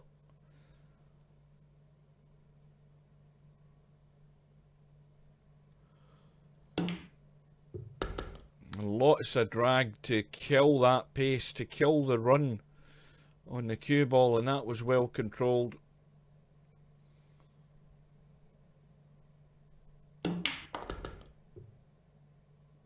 And now he's got a perfect angle in the 6, and anything but straight is what he wants on that 7 ball. Any sort of angle will do him. Now he's got a choice. He can dig in and come out off the 7, which would get him an 8, or he can go around a corner like that, and that is perfect. Perfect angle in the 8 to stun the 8 in and cue ball off the side rail and out for the 9.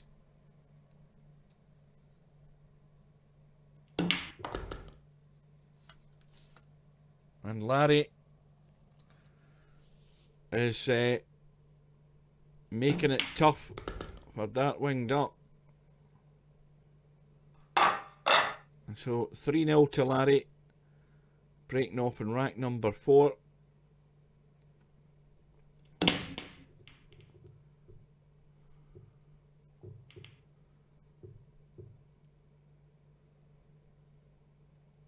Again, this one's dry.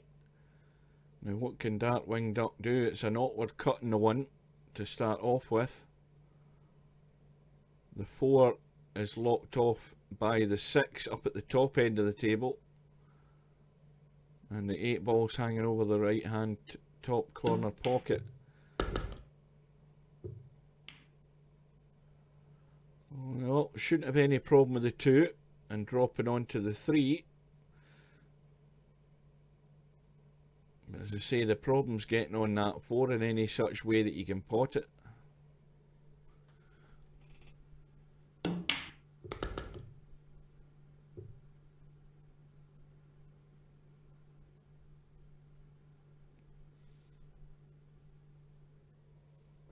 Well, I don't think Steve Chapman and Solaris have that amount of pulling power to have something like that in Virtual Pool 4.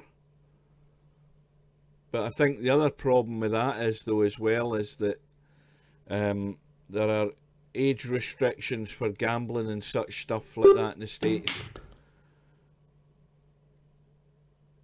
That it probably be one reason why you would want to steer well clear of any betting companies get involved in the game. He wasn't 100% sure about putting wagers into Virtual Pool 4.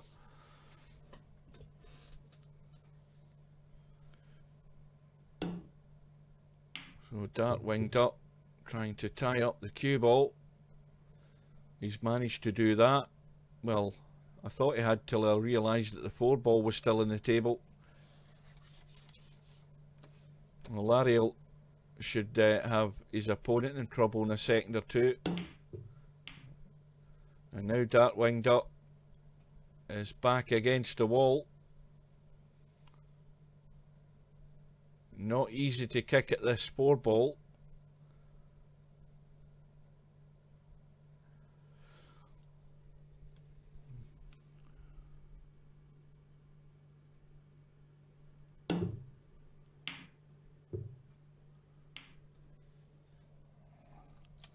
Well, the game's been out since 2012. He's had the best part of 6 years to do all of these things. And nothing has been done in 6 years since the game launched. And we don't have any... The thing I don't like is the fact we don't have any roadmap for Virtual Pool 4. The roadmap has taken us to here where we've got a lobby, we've got tournaments that very few people play in. We've got ladders that very few people are interested in, and we don't have the turnover of customers that this game would need. Well, there's the mistake by Darkwing Duck. The scratch, and Larry, ball in hand, and Darkwing Duck has quit. There's evidence of a bad loser, if ever you've seen one.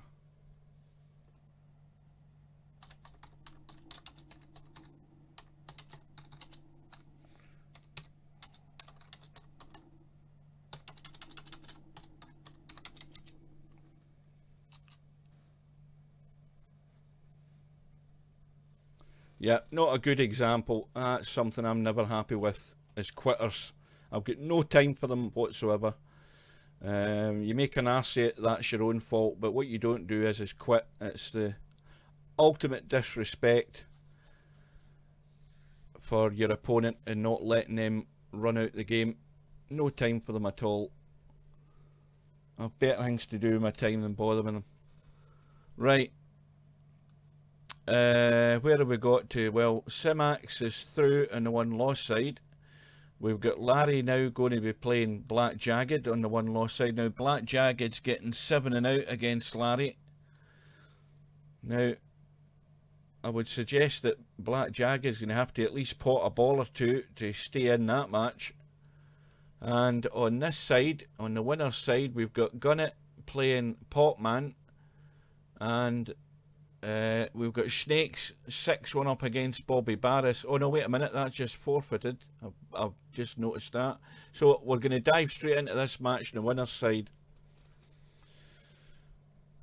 So Potman is up 2-1, and player 1, Gunnett, is getting a 5 ball as his extra money ball. He's just a 1770 rated player.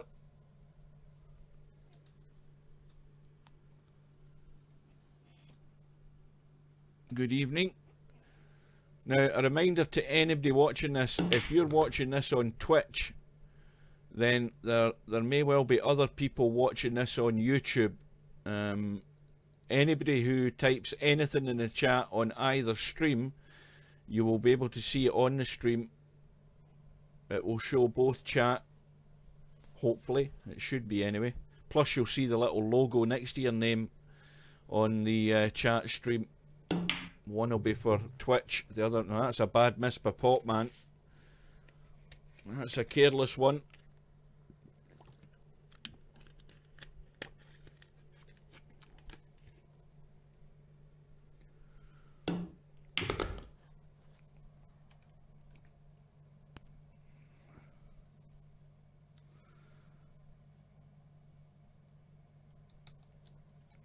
I mean, there's ways of losing, but I've got far more respect for somebody who loses 7-0 and at least pays the respect to their opponent by giving them the privilege of winning the game. This idea of just quitting and rage quitting because you've made an arse of yourself playing a shot, I've no time for them. No, I'm not drinking Iron Brew, I'm just drinking water. I haven't... This is now 4 weeks yesterday since I had a cigarette as well. I'm just making sure I'm hydrated, plenty of water.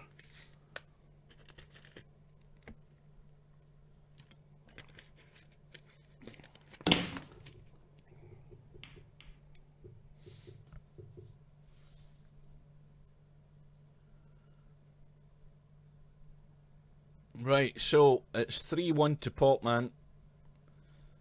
Remember, we're back on the winner's side. It's a race to 7.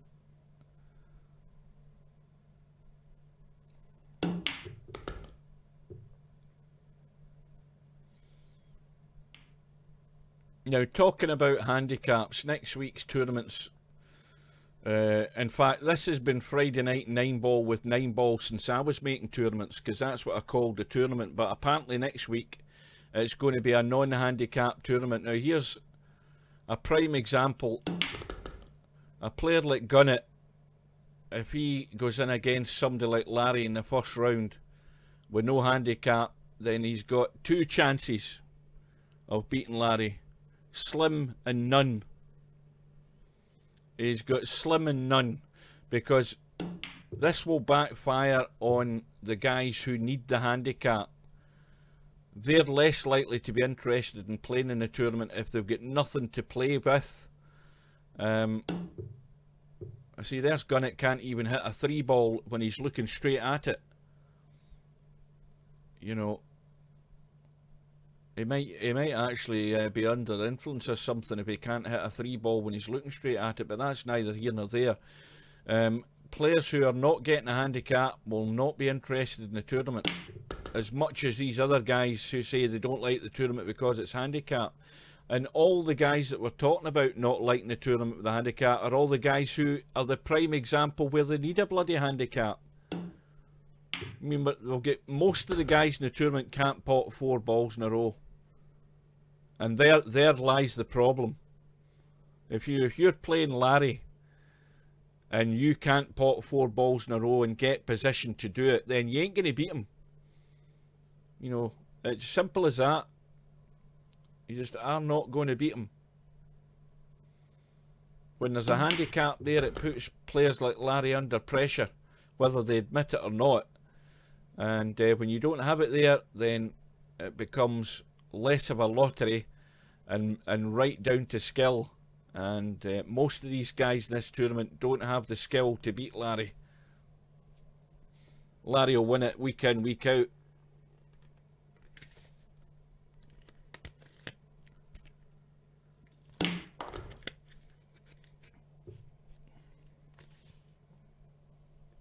That just needs to keep running. Well, it's a toughie. Now, again, you need to get the pace in this cue ball. You need to play the cut, but play it with pace. Because you don't want to leave this cue ball somewhere over here to be playing a cut in the 9. You need to get it back over this side of the table. So it's all about judging the pace. So the potting angle is there. He needs to avoid the scratch in the middle, but he needs to get over here to have a decent shot in the 9. And he's did neither. And that's where he's left himself. And he's gifted it for Gunnett. Now, even a shot like this for Gunnett, he just needs to roll that dead weight into the pocket and do nothing else. And whatever you do, don't put lots of running on the cue ball. Just roll it to the 9 and let the weight of it take it in the pocket. So, the gift has been duly accepted by Gunnett. My Full Metal Jacket clip. Aye, at the right time. I mean, there's times for... You see, the thing is, here's a bit of advice, Simon. Man's got to know his limitations. You only play your clips at the right time, at the appropriate moment.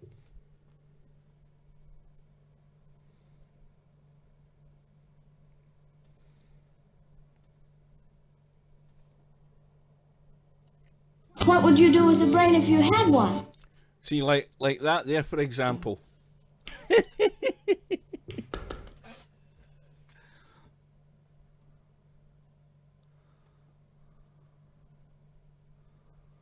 So, Potman, 3-2 up. Slight angle on this 2 ball that he can pinch and get out into the table for the 3.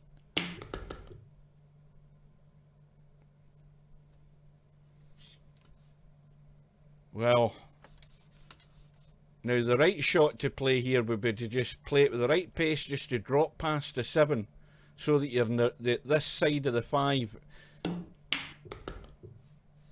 and that will do. He stayed on this side of the 5, which means he can either draw off the 5 and come out. That would be the safest shot to get a good shot in this 6. If he lets it run, he can block himself out with the 8. So he's actually hit that 2 straight. You don't want to be drawn back that way. You wanted to be drawn out this way a bit, but either way, he's still got the shot in the 6. And now it's anybody's guess as to whether he can get the right shape on this 7. And he's overcut the 6, left it hanging. Well, the 5 ball extra money ball is gone, so Gunnett has got a very difficult 6. Difficult because it's deep in the pocket and it's just riding his luck to get a shot in the 7. Now, where's the cue ball going? The cue ball is going in the pocket. Now, ready yourself for this. What is that? What the fuck is that? Let the cue ball run around the table. It's bound to find a hole somewhere. Now, what the hell's Potman trying here? It seems fairly straightforward to me. You get it dead straight in the 7 and you just draw back. You have plenty of margin of error to get on the 8. Now, don't put too much bottom on it. It's just below the equator. But he's ended up dead straight in the 8. So again, you take your medicine. You put it just below the equator and you hit it with enough pace to draw back about a foot. And you've got a fairly straight in 9. And if you overdo it, you're going to draw back and come out and you're still going to have a fairly straight in 9. Well, he's drawn into the jaw, but now it's a wee bit more angle for comfort. And that's what happens. And that one always... Oh, wrong one. That's a match that's still to be played, by the way. Yeah, anybody wondering what's happened in the 8-ball bar table World Championship, in case you don't know, to cut a long story short, the loser's side final was played, which meant that Semi-Pro was through to play Frankel in the final of the tournament. The tournament system messed up again and immediately forfeited both players and gave the victory to Frankel, and the tournament finished. The tournament completed without the match actually being played. The problem being that Steve Chaplin, or the super admin, the guy that designed and built the game, at this time of year tends to like to go tramping in the Rocky Mountains, which he does for about a month, and he's still going to be away for a few weeks, so he's not going to be back to get it fixed, in which case the match may never be played, or it might be played at some point in the future. But until he gets back, we don't know.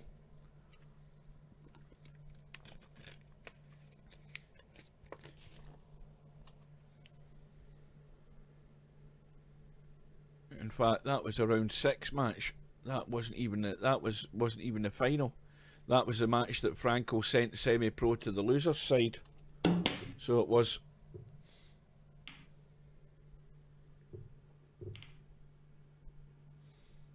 No, the 8-ball bar table World Championships is the one that's just been played. I don't know. I mean, Steve Chaplin sets the big tournaments whenever he feels like it.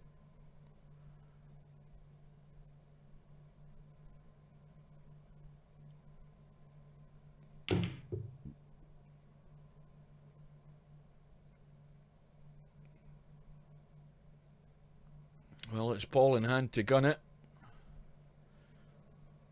Although he is aware of it. Now, see, I wonder what he's doing here. Well, that was an act of desperation, if ever I've seen one. Ball in hand in a 1 ball and then just running it into a 9 and hoping you somehow fluke the 9 off it.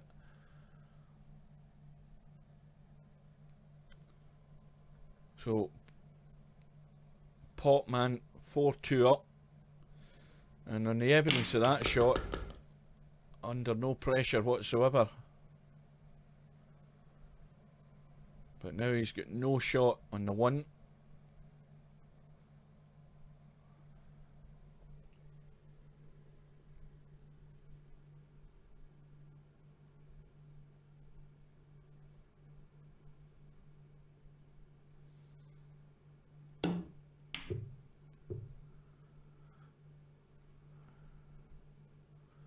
Well, I set a tournament in Shooter's Pool a few months ago, because you could make tournaments in Shooter's Pool, and I set a Friday night 9-ball tournament, and I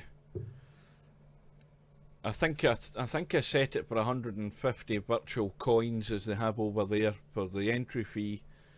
It might have been 75, I can't remember, and I think I set it for eight players maximum.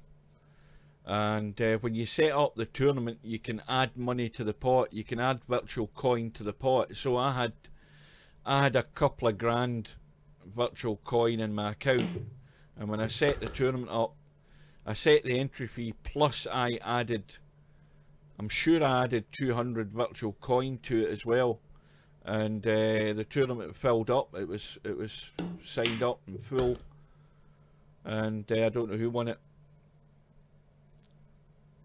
But the thing is in Virtual Pool 4, what Celeris don't do often enough is actually add money to the pot, you know, to increase the actual pot of tournaments. He does that. I think he's done that maybe twice in the 6 years the tournaments have been going on, and he only done it bloody well once because I asked him to. He doesn't put any money into the tournaments at all. But then again, he's not taking much money in to afford it.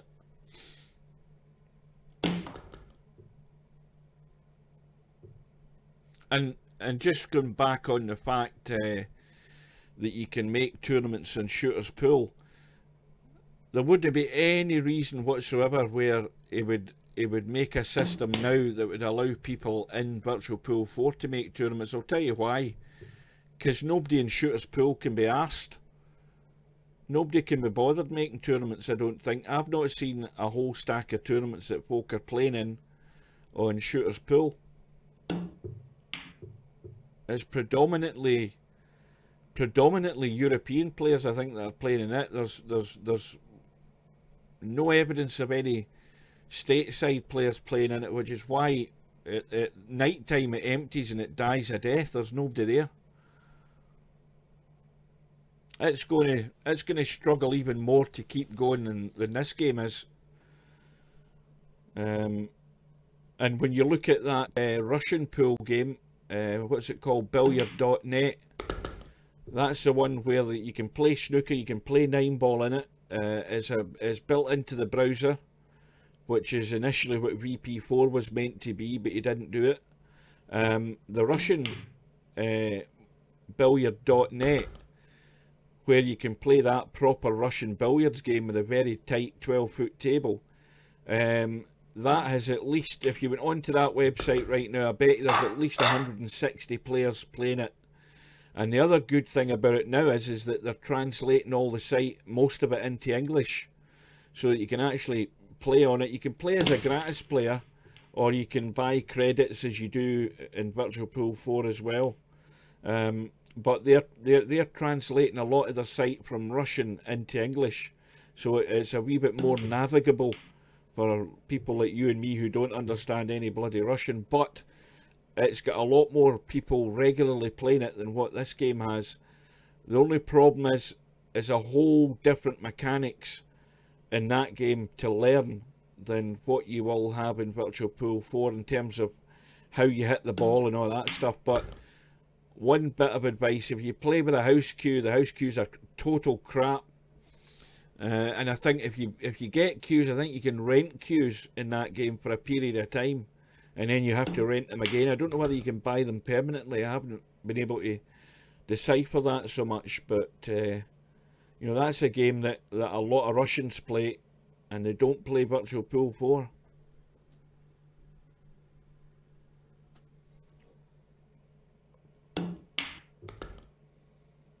I mean, it doesn't give Virtual Pool 3 away for free. He still charges $10 for it. And there's, you know, the guys that are playing Virtual Pool 3, there might be a group of guys who are all playing that on LAN, because it's got LAN built into it, which Virtual Pool 4 doesn't have, and won't have if the game dies a death. The game will die a death and people will just be able to play it offline.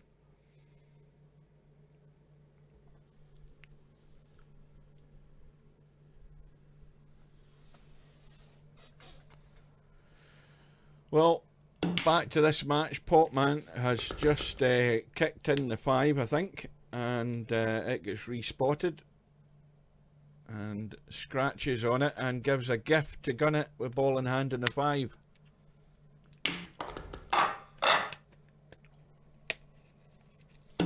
So it's now 5-3 to Popman in this race to 7.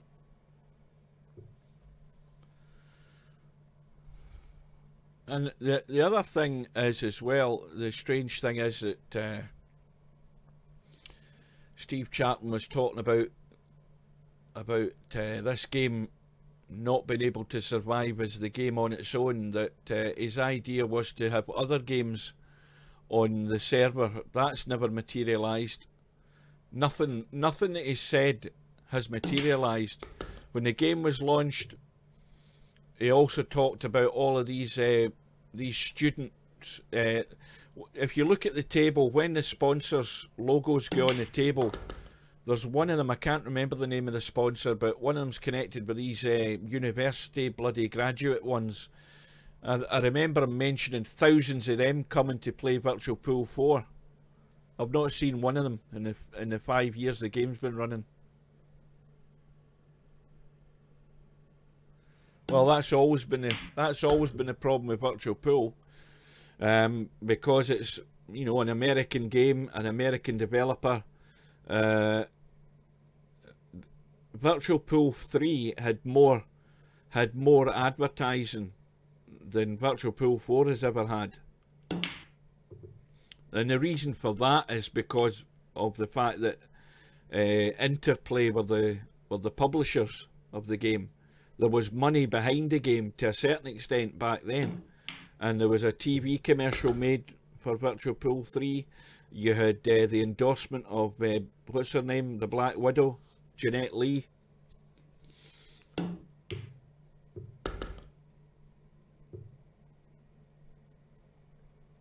And Virtual Pool 4,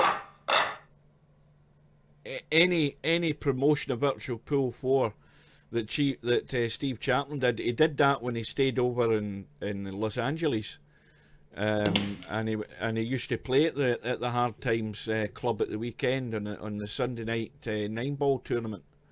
The promotion was done locally with a couple of the local pool halls that he used to hang around in when he lived over there. That's where the promotion went. There was only a very small group of people ever knew about the game over there, and that's simply the budget doesn't allow him to do anything on a grander scale. The game doesn't merit that either. It doesn't have enough people interested in it. Virtual Pool 3, when it was up and running in GameSpy, you know, it might have got 70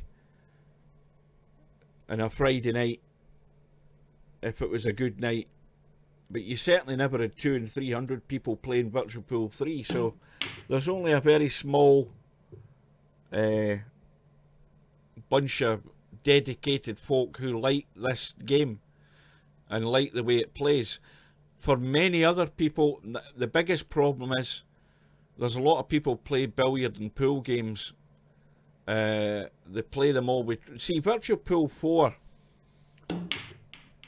is...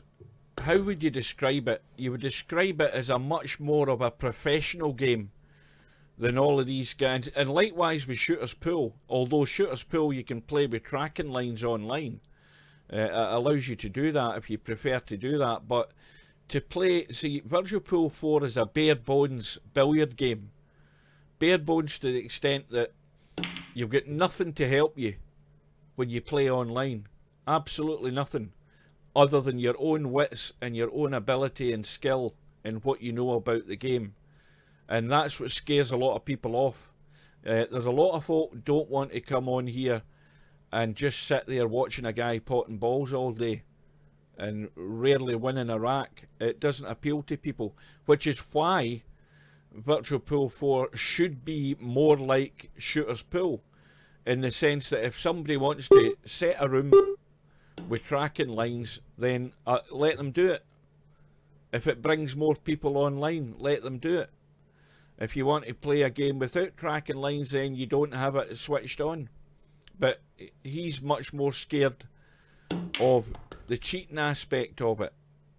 Well, I don't hear anybody talking about cheating in Shooter's Pool.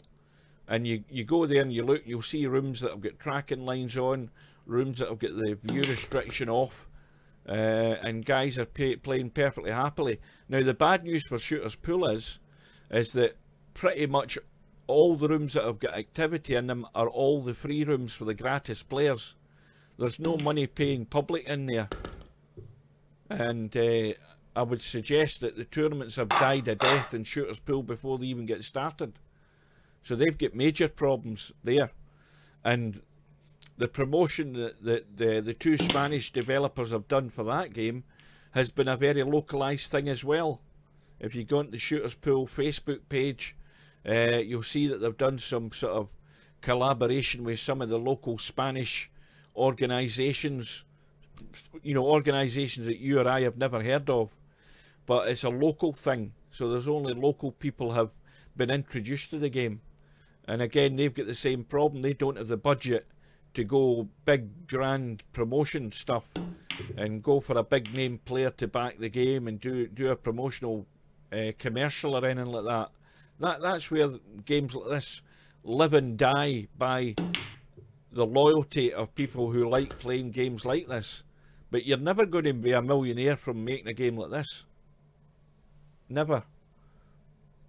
But I think a game like Virtual Pool 4 in its pure form, without any aids, is so difficult for the vast majority of people who like to bang a pool ball in a game. They can't. They don't have. There's a lot of people don't have the ability and are not willing to learn the game. They'd much rather have the easy way out. It's the self gratification of potting balls and winning a game they want, and they'll find that they can do that a lot easier offline with their tracking lines and setting the game the way they like it. They come online with the big bad boys like you and us online. They're going to be scared away in 5 minutes. That's the biggest drawback to this game, is the scariness of coming online, thinking you know how to play the game, and then coming on here and getting your ass handed to you day in, day out.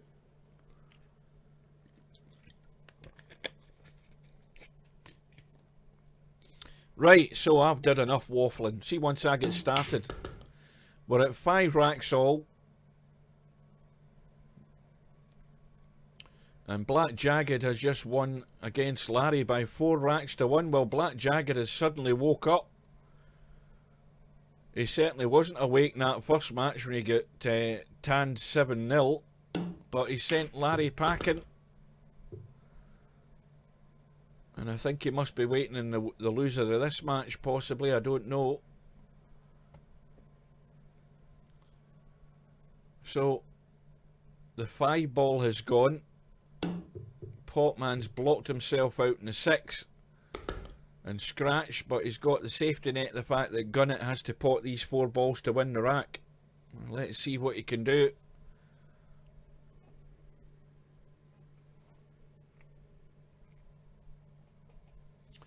Now, immediately he's going to leave himself 2 straight in this 7. Or has he ran through far enough? Well, now this is where you've got to punch this in and get that cue ball up the table. And he's chickened out.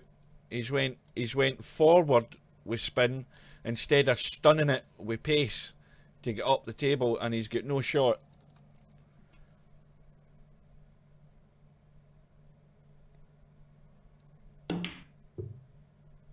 Well, he's picked out a good one in the 8, but look what he's left in the 9. This is why getting out of shape gets yourself into loads of trouble. But this is a good bank on this 9. Don't slam it, but hit it to the diamond and let it run. And that is perfect. Well, he's got himself out a hole. Did it the unorthodox way, but he's got there and he's breaking off. And rack number 12 leading 6-5.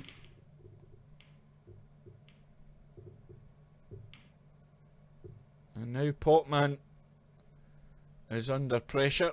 Dry break though from Gunnett. And look at what we've got here. We've got a 9 ball in a dangerous position. Now, what does Potman do here? Well, he can cut the 1 and cut it with pace and get the cue ball back across. And either take the 2 into the corner, or if he finished up there, well, he could try a far-fetched 2-9 combo, but more likely to play it long.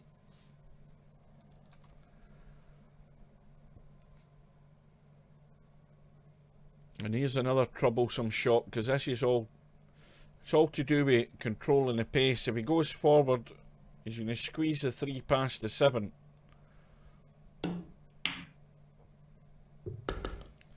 And that's not bad. But now, when he runs through, he has to run through to the 7 virtually to have a good shot in that 4, and he might be hampered. He needs to avoid that. And that's not bad. And now it gets tricky, because the problem here is, when he pots the 4 along the rail, cue ball looks as if it's going to come out towards that 6. And he's going to have no shot in a 5. Well, he's played it soft. And he's still got no shot in a 5 though. I thought he'd have played it firmer to come out. And maybe leave himself the 5-9 if he could have. Now remember, this 5 ball is Gunnett's money ball, and if I was Popman I'd be wary of that, and he is wary of it. He's trying to hide the cue ball and he hasn't quite done it. Now this could be a possible, believe it or not, 5-9 billiard here. And look at the 9. Commentator's eye again. And the match is over. It's as easy as that, folks. Spotted it a mile away.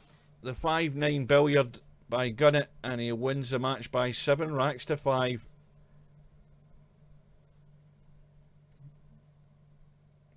Right, so let's have a look at the bracket. Well, we know that Larry's gone. Black Jagged has beaten Larry, and also Black Jagged has just had a forfeit by Bobby Barris. He's went to bed or forgotten he was here or whatever. So Black Jagged has got a freebie through to the next round on the one-loss side. Popman's now going to play Simax. And what the hell's he getting? I can't read that. I think Simax is getting a 5 ball. I can't read the damn thing. It's that bloody faint. Meanwhile, Gunnett is now through to play Snakes on the winner's side, and Gunnett getting a 5 ball. So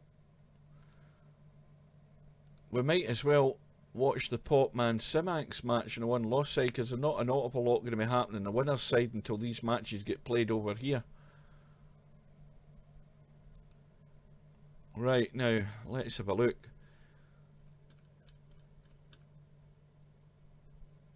Well, Simax is in the room. Popman's probably gone to the bathroom.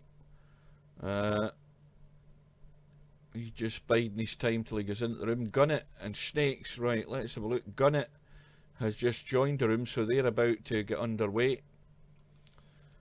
And we will join the Simax Popman match.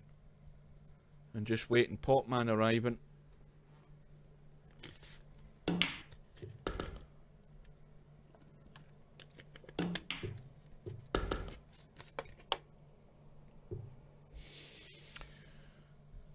Well, it's D-Day tomorrow for England. England looking to get to, well, the furthest they'll have been since I think 1990, was it, or 1996?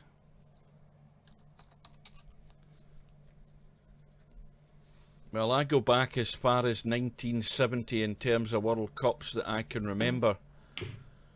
I remember watching when I was 6 years old in 1990. I remember seeing the Gordon Banks save against Pelé. Pelé headed the ball down into the ground in the 6-yard box, and Gordon Banks went down at the same time, and the ball came off his arms and just straight up in a 90 degree and over the bar. And for that wee while after that game, we were all Gordon Banks when we went in goal, even though we were Scottish. And I remember I had a World Cup ball. Now, if not that many people will remember this, but the World Cup ball in 1970 in Mexico was the hexagonal. The black and white, the black hexagonal marks on the ball. If you go and look at the ball for 1970, you can Google it. But I had a ball, and it was out of Woolworths back in the day, and it had all the countries on it, written on it. It was just a plastic ball, you know, an inflated ball.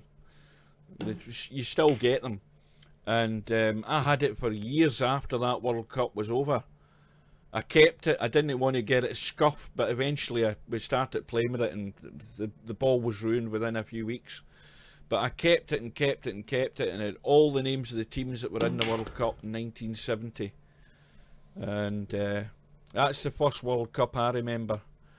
And then I remember 70, of course, that was Alf Ramsey's last time in charge for England, when England failed.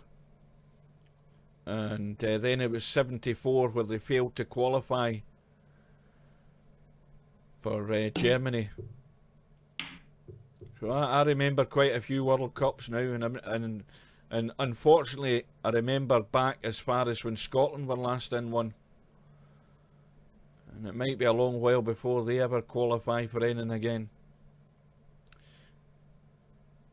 Because back then we had actually, although we didn't have a world-beaten side, we had some good players. We had some, you know, we had at least a couple of world-class players in our team. We had Kenny Dalglish, you had Souness, you know, you had some decent players back then, but we don't have that now.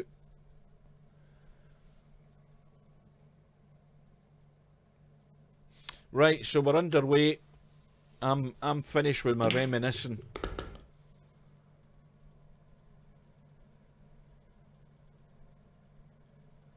We're on this one lost side match, race to 4, and player 1 is Sibanks, and he's getting a 5 ball as his extra money ball. The 5 ball has already gone. Popman trying to get cute, trying to tuck up the 7 ball, but he's left the cut.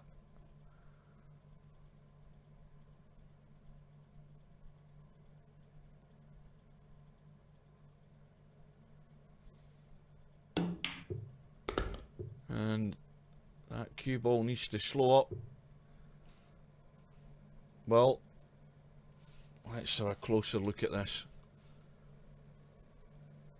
Well, if he gets, I mean, he can't pot it, but if he gets it hard enough, well, he's hit that far too hard. I was thinking he'd be more inclined to looking for the safety there, but he just went straight at it like a bull at a gate.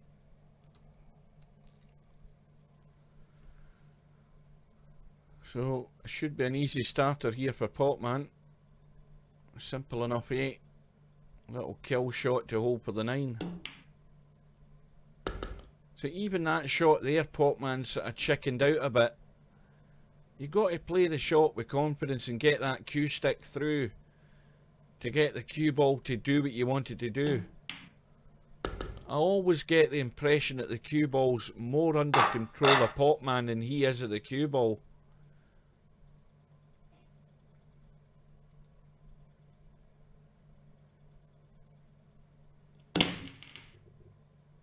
Anyway, somehow or other he's won the first rack, and breaking off in rack number 2, he's had no joy. Dry break.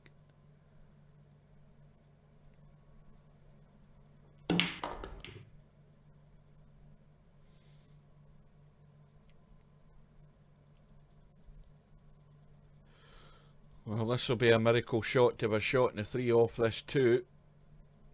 3 ball hiding behind the 4. In a none too pleasant position in the table.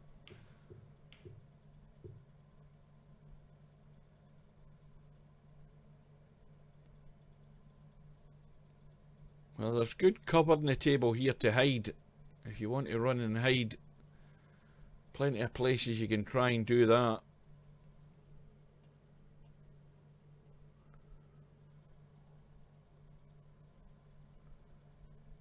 Now, as I said earlier, I'm still on holiday. I don't go back to work until Monday, so I'll be here for the duration tonight. We'll get all of the tournament in. On a rare occasion that happens, because at this time in any normal working week I'm heading for bed.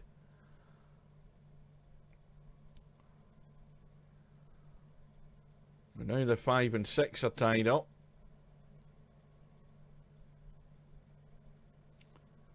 Now this is where you want to get a wee bit wise when you're playing your safeties here.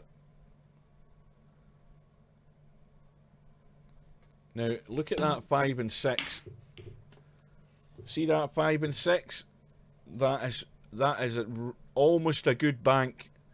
Now if you check that out, you could have kicked the 2 off the end rail into the 6 and took the risk of trying to bank that 5 in and win the rack by doing it. That looks as if it's going to the jaw, but there's a strong chance that could go in.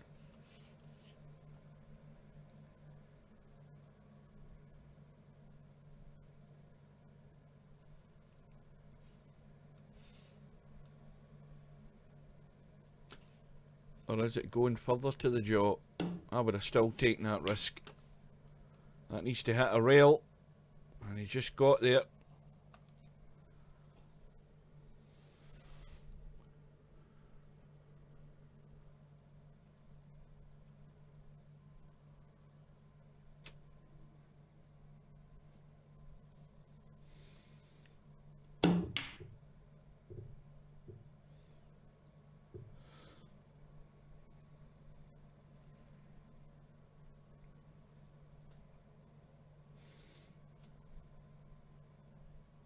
Well, there is a bank on. It's not a perfect bank, this 3 ball. It has to be. It's not set, you have to make it.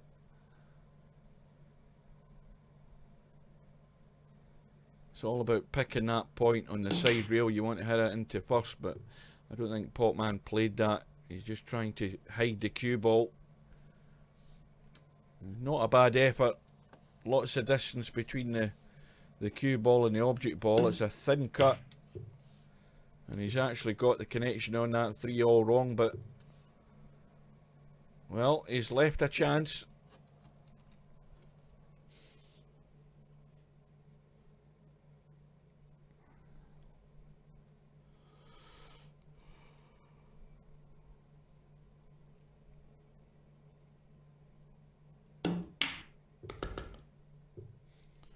That little spin in behind the 4.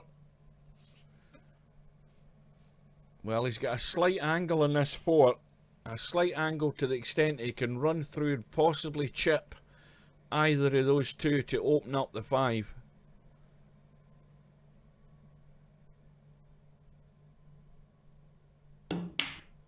Oh, you need to be a bit more aggressive than that. You need to get into it. You need to get through the cue ball.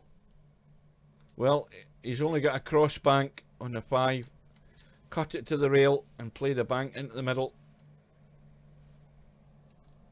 Well, he's not risking it.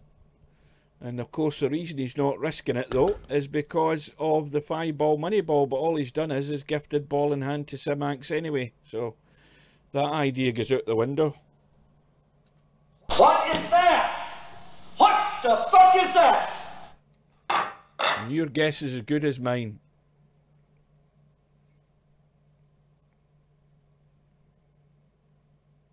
So it's 1 rack all.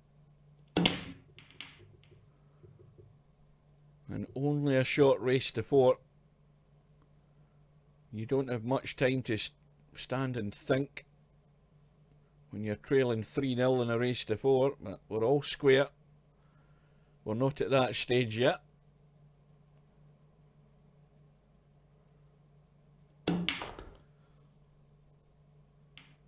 Again, lots of action in the cue ball, but no particular idea where the cue ball was going. And another scratch. And it's too careless here by Potman because there's a draw off this 2 and a possible 3-5 combo coming up. And that's sloppy. This is not easy, but it's still a chance. It was not an easy shot. The Potman wants to pull his boots up here a bit. He's untidy, he's careless, and he's sloppy. And he needs to get his act together.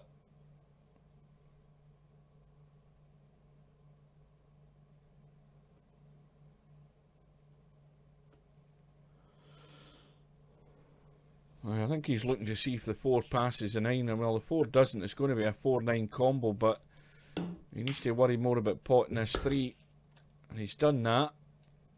And he's got again a big wide margin here just to chip that 9.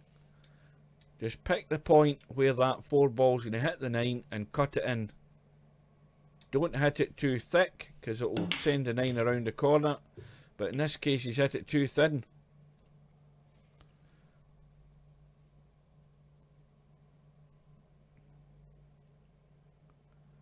So, Sim-Ax, wow, he's way off the mark in the 4. Is he going to double bank it? Yes, he is. Well, that's not what he planned. But the 5 ball past the 9 for a 2-1 lead. Oh, well, maybe we're rushing him a bit too much here. We need to take our time. There is a shot clock, but you might as well use it when it's there. And Popman will take care of Simax's extra money ball here.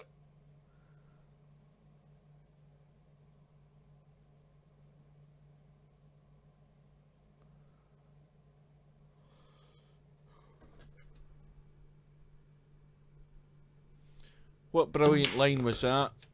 I don't even listen to myself when I'm talking.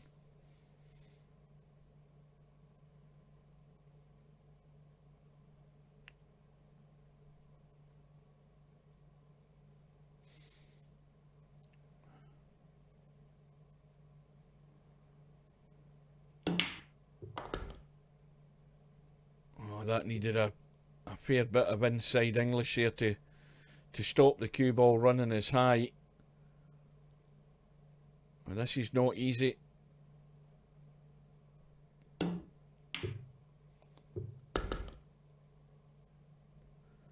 Well, let's see where he is on this 8 ball. Well, it's all so simple. But if you just roll forward, you're going to go pretty close to the 9. And he's managed to get the other side of it. That will do. You didn't want to land right on top of the 9, and it's landed perfect. So it's 2-1 to Popman.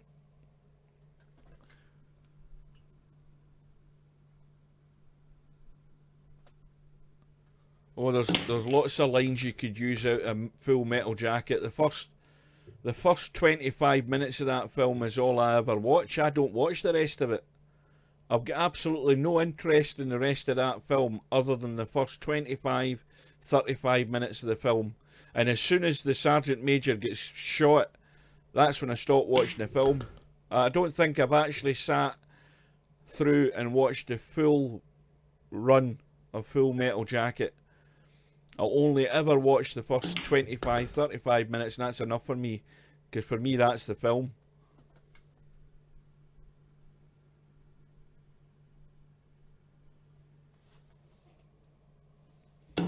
Yeah. Well, where's this cue ball going? Where's the cue ball going? Oh. What am I talking about? That was the money ball, wasn't it, again? So we're back all square. 5 racks, 2 racks all. That 5 ball money ball coming in handy.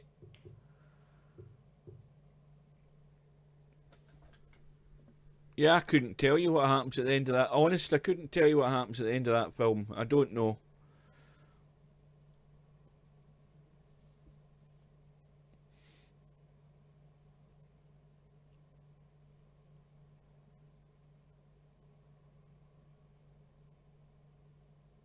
But that actor that plays Sergeant Major, is it Hartman? He just died a few weeks ago there.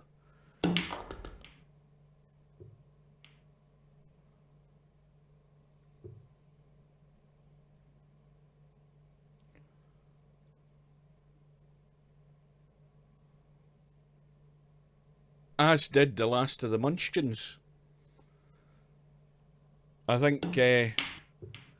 now, there's no anybody that hasn't seen The Wizard of Oz. The wee guy that hands the lollipop to Dorothy, the little ones that represent the Lollipop Guild, he's the last of the Munchkins or one of the actors that played the Munchkins to pass away. So there's none left that were in that movie. I think he was 90 odds when he passed away.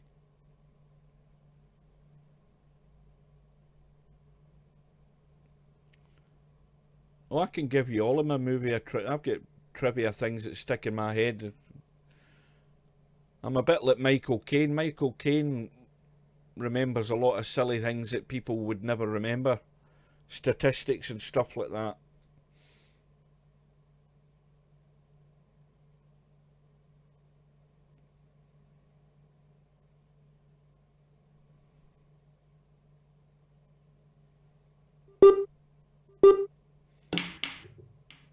Well, the attempted combo, the 2-9.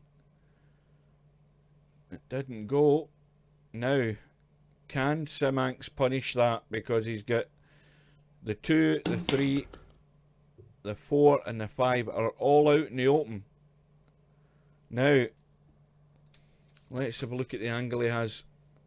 If he gets this side of the 4, he can pot the 4 and leave that 5 into the middle. I don't know whether he can hold for the other side of the 4. Well, that would need to bounce a bit. Yeah, he's going to be the wrong side. This is not easy to judge.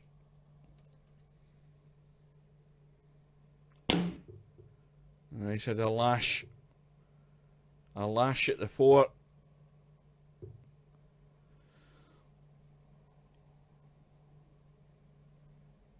No, pot man.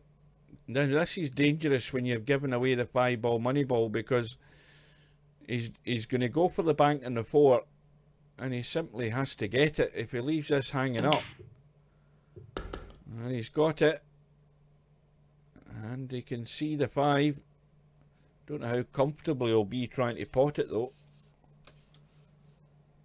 Yeah, he's got to probably cut this in the middle rather than taking it into the corner, because he's got a danger of scratching. And he's not near the cutting angle at all. And he's going to pay the price. He's teed it up for Simax. That's the mistakes you don't want to be making.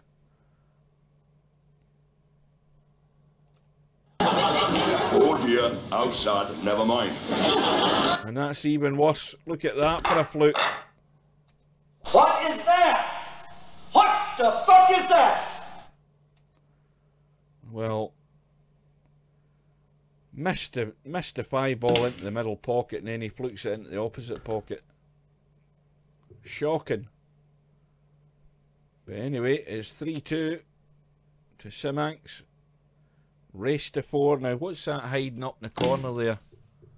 We've got the 7-ball hiding behind the 5. And of course, that's now acting as a blocker for that extra money ball. So that's Potman's lifeline right there. And it could be a... I was going to say a 1-9, but I didn't realise the 9 was in front of the 1.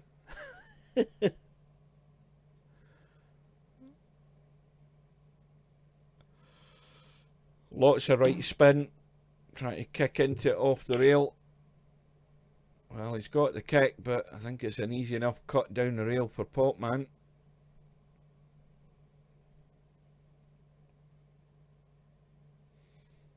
Oh, he's way off the mark with that. Way off it.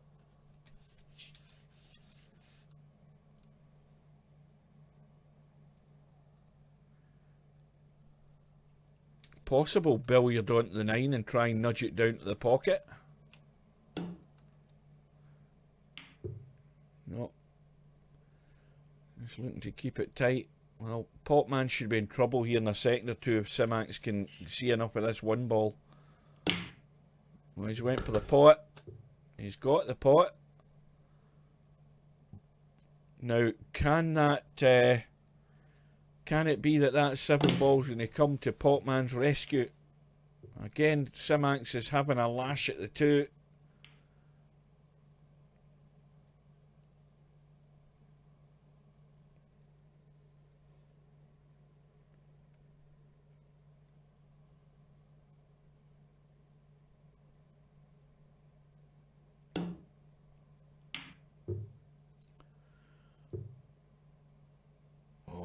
That's a poor safety shot.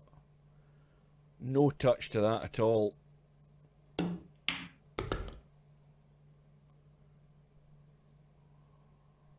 like I said earlier,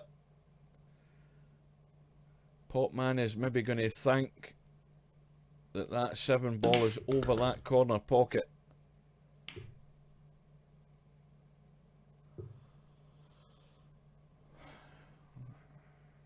Well, this might be worth having a bash on the 4. But I'm thinking of having a bash that way and banking it down to this corner. He's went for the cut. How's he on the 5? Well, it's going to be a billiard off the 5 onto the 7. And just ride his luck. Surely. Got to play the billiard.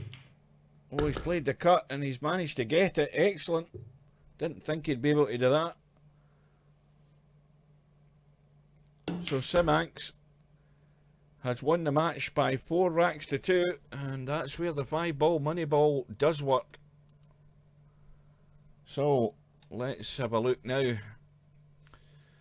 So Black Jagged is now waiting to play Sim-Anx, and that'll update in a second, and that'll be our next match we'll get into. Meanwhile, let's have a nip across and see where we are in the hot seat match, because Gunnet and Snakes are tied up at 4 racks all.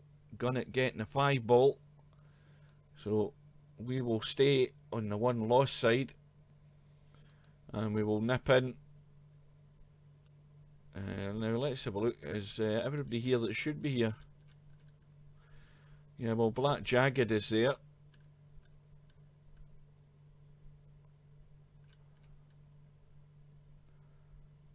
Sim-Anx is in the room.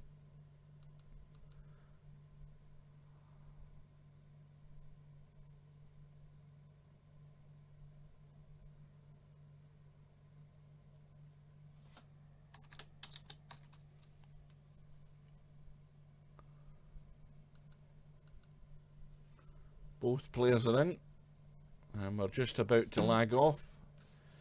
And once again, I don't know who's who, but I'm willing to bet that that's Black Jagged on the right.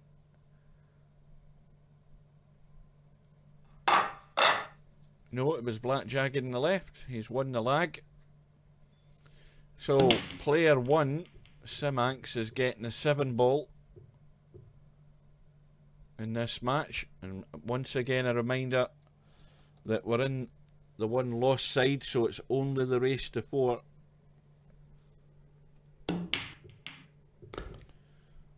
Well, the bank on the 2 and the 2 combos, the bank on the 1 and the 1 combos the 4 in, and way off the mark on the 1.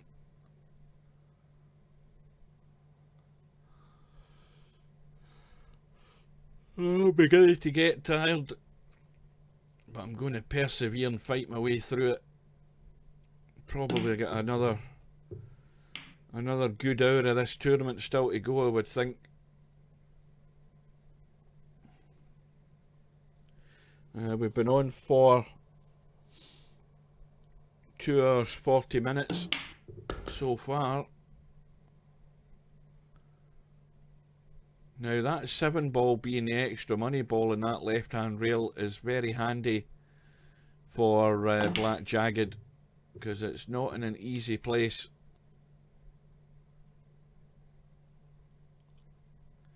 But likewise, it's not going to be an easy place for him either, because he's going to have to pot it if he's going to win the rack at this visit, and he's dead straight in the 2.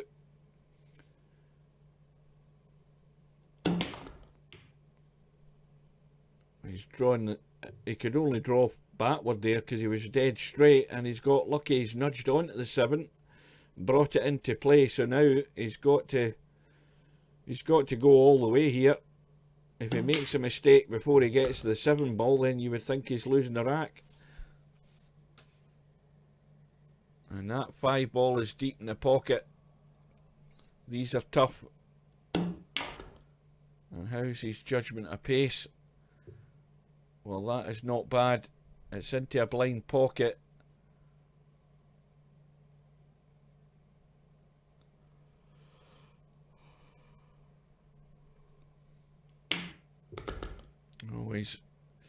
He's left it tough. Not a gimme, and he certainly doesn't want to mess about and do too much thinking about this. He doesn't want to hang this up. And in it goes. So, a confident start for Black Jagged. But can he follow it through? It needs a delicate one on this 8-ball to hold for the 9. And that's what he hasn't done. No thought about what he was doing whatsoever. He's left himself in the middle of nowhere. And now he's got a 2 out of 10 shot on this 9-ball. And he's going to leave it over the middle pocket. Now, after all that hard work, he put little or no thought into what he was doing to get on that 9. Because if he had, he wouldn't have ended up where he was. Put it that way. So, Sim Hanks pinches the first rack, a gift. And I would suggest that's what Black Jagged was doing in that first match tonight. When he was giving away the handicap, but he lost the match 7-0. He'd be doing things like that. Old habits die hard.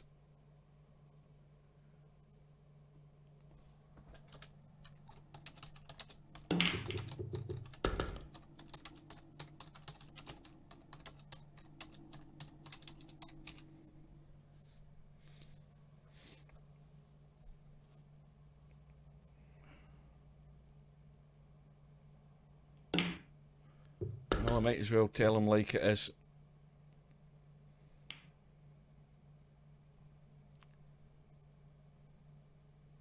Well, middle of nowhere here for Black Jagged.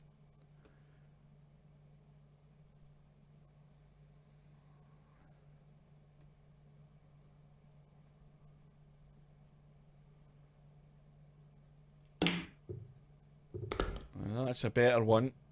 Now, this is where you just stop and you think about what you're doing. You roll in the 4 and you make sure you've got a little angle in the 5 so that you can get out and across for the 6.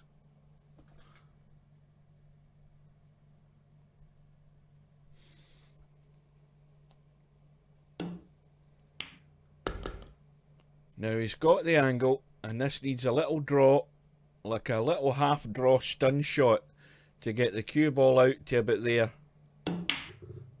Well, he's overcooked it slightly, but he's still okay. And now with that shot,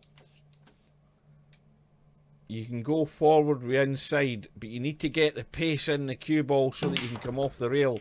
He's trying to run around the corner and he's ran straight into the traffic, and now he's having to dig himself out a hole again. You've got to see where these problems lie. He's went for the bank. Has he got it? He's got the double bank. Needs to get lucky in the 8-ball though. And once again, it looks like Black Jagged is doing all the hard work and he cannot follow it through. He's going to have another tough 8-ball. And he gets that. And no man's land on the 9-ball as well, and he needs to be careful here. If he's going to go into that corner, he needs to watch the stun and the scratch in the middle. He looks as if he's playing it with top. That way he's going to run that way, and that's a good shot. He had to work hard for that, under pressure, and he's tied the match up, but it's an untidy way to go about things. Well, he's just said it himself. The thing is you can suck at position, but if you know how you're sucking at position, then you stop doing it and you control your shots a bit more.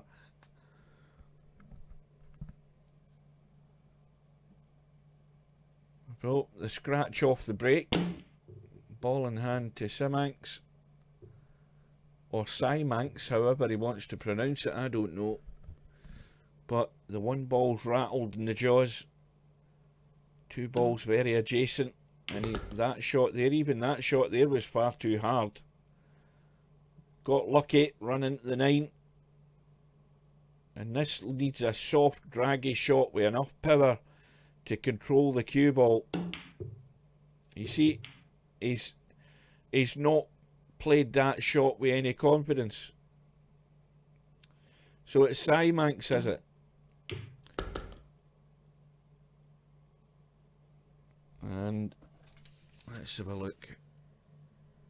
Nice little angle in the 3, little soft draw. And again, going for the spectacular when the spectacular's not needed. That's what I call a numpty shot, that there. That shot right there. Absolutely no need for it whatsoever. easy 4-ball down the rail, and he goes for the big draw to look spectacular and then looks an umpty. And the cue ball, the object ball or the cue ball, neither of which have touched the rail, so it's a gift for Black Jagged. And we're seeing carelessness, and now I have to say one thing. The carelessness is more or less self-inflicted, certainly for one of these players. It would be fair to say that Boris has been sipping on the berries, sipping on the juice of the grape today, I bet you. Certainly one, if not a couple of bottles. I don't know about Simanx, he's probably half pissed as well. What is that? What the fuck is that?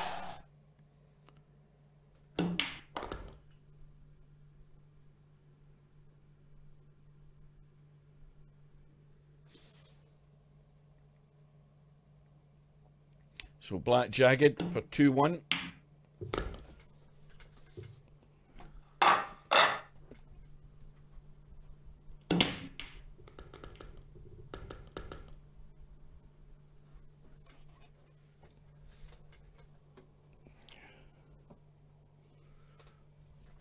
I'm willing to bet Boris has been on the bottle all day and he's sitting there half cut. He's probably seen double of everything.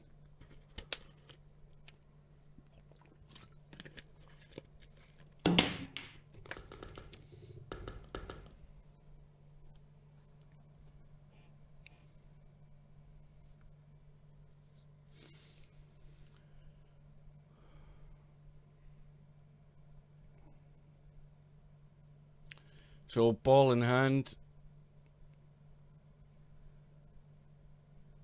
There's a result come through. Gunnet has beaten Snakes to the hot seat by 7 racks to 5. So Snakes will move over to the one lost side final and he'll be waiting there until these other matches are over. And meanwhile, Simanx just a 6 and a 7 to pot to square the match.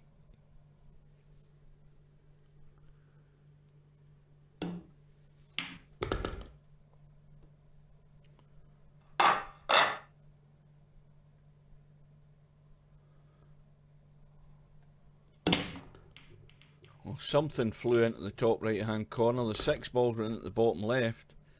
But he's actually sitting good on this one, and there's a good angle. Good angle just to run up there.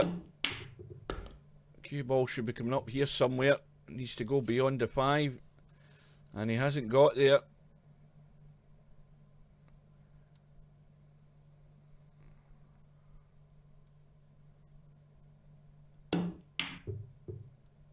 Yeah, difficult to judge that shot. Playing the spin, looking to hit that 2 on the point to make the potting angle. You either get it spot on or you miss it by miles. You're never going to be anywhere in between.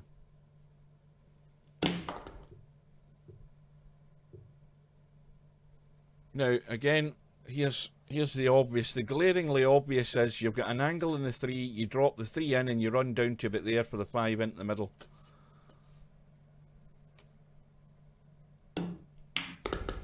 Now it needs to keep going, because the further down it goes, the easier it is to go on that 7. He's not going far enough, so now he's going to have to go the other way. Play this with top and left English to come off the rail and across. And he's got too much juice in it this time. You see, this is the difficulty for a lot of players, is controlling that spin and pace. And, you know, he's well off the mark. And now it's probably going to be a bank. He needs to be careful of the scratch though. If he's going to bank that, dangerous scratcher in there.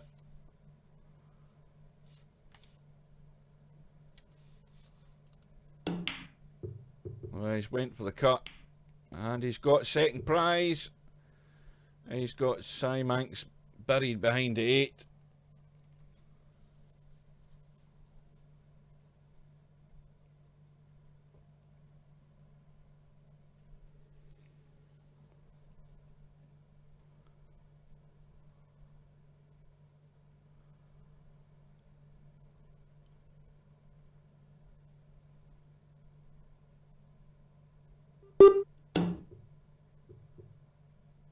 No, your best shot of the night will be potting these 3 balls with ball in hand. So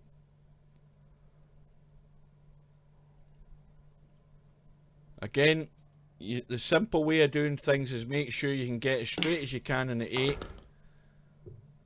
And that's not bad. He can now kill the cue ball, pot in the 8, and he's got a straight in 9 at distance. And he's letting it run. And when you let it run, you let it run out of shape. So now he's got himself in the mire and having to dig out another good shot in this 9 ball. And this time his luck has run out, so it's a gift for Simanx. I'm still more inclined to say Simanx. But anyway, it's 3-2. 3-2 with the break. And the 7 ball has gone in. That will be respotted. And what else has gone in? The 6 has gone as well, so the 7's respotted. And he's hooked himself right behind the 5. So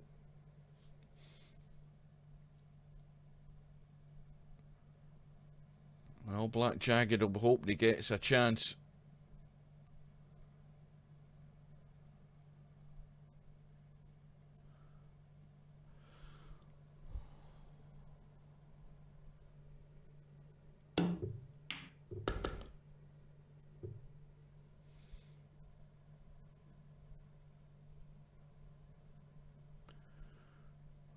He's left no shot on the 3, and he's went for a slam and a 3 onto the 9, a hit and hope, and he's almost got the second prize, I think. Well, if Black Jagged plays this right, nice and thin, come down behind the 4, and somewhere down here he should have at least get good distance. Now if that just spins a bit, that's an excellent shot. That's a shot of the night, not the other one. That's a good shot, because now Simanx is in a barrel load of trouble here, trying to spin around the 9 and avoid the 7 and clip the edge of the 3. And he's played it well. He's got the hit. And he's left nothing easy. Well, the obvious one to play would be the shot off the 5 into the middle, or the combo in the 5 into the middle. And he's went the other way. Oh, I know what I'd be doing. I'd be going for the bank on the 9, giving it the old slam, but he hit the wrong side of the 3 there, which is why the 9 went nowhere near the pocket. Rushed into it.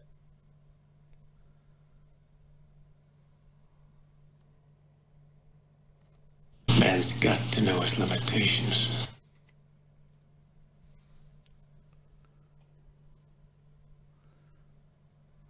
So Black Jagged out with the jump stick. And he won't be able to generate enough pace in this 3 ball if he's going to try to bank it. Oh, he managed to get a fair bit of pace in it, as a matter of fact. He actually got that crisp and clean, but he hasn't got it safe.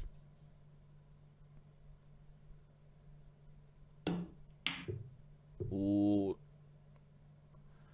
well, that was way off the mark on the 3 ball. And Black Jagged can play a decent safety, or he can go for a wild thin cut in the 3, but I think the safety is a far better shot, far easier to play as well.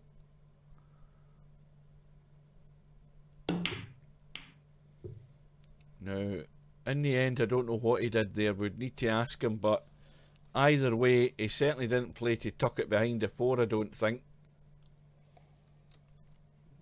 But he's got the cover.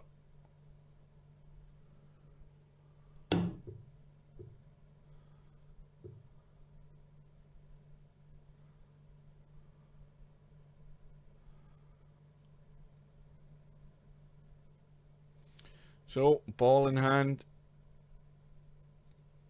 And Black Jagged cannot afford to make any mistakes because that 7 ball is still in the table. And that 7 ball is Simanx's extra money ball. And Black Jagged trailing 3-2 in a race to 4. Simply cannot make a mistake. And has he just done it? Well, he can bend around the 8 ball. He doesn't need to jack it up that much though. And he's got there, but the spin, of course, that would have had to spin a bit more to make this comfortable. So again, he's under pressure, and it's on the money ball. Simanx's money ball. He's went for the bank. He's hung it up, and it's game over. So Simanx wins the match by 4 racks to 2.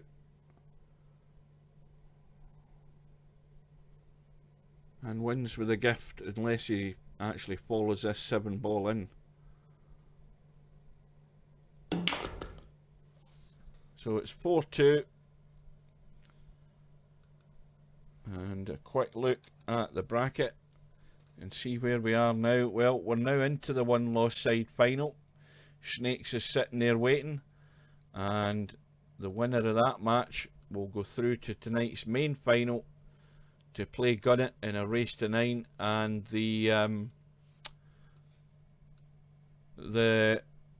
money, well, Black Jagged lost that match, but he's at least winning 175 $V, and the loser of the loser side final, they'll be winning 230, and then over on the winner's side, the runner-up will get 345, and the winner will get 690.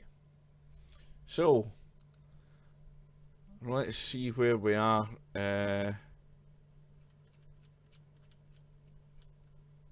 Well, Snakes is in away mode.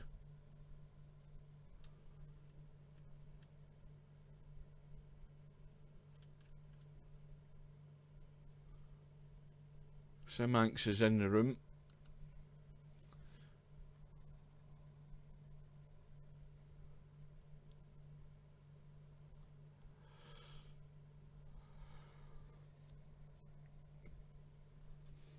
Well, we assume that he's just taking a break until he gets the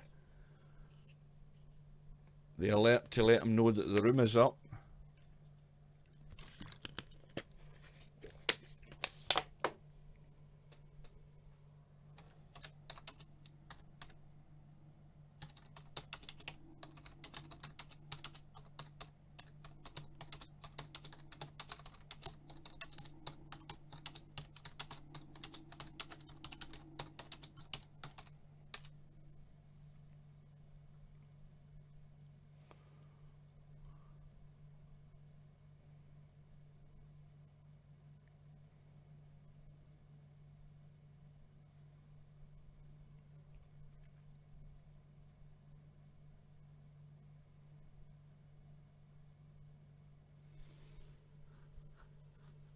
Well, the room's up,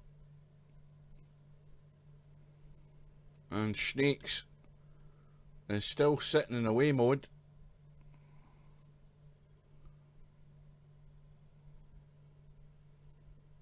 So he might be waiting on the last call to get in, but he's got 5 minutes to get in the room, and if he doesn't, it will time out and he will forfeit the match.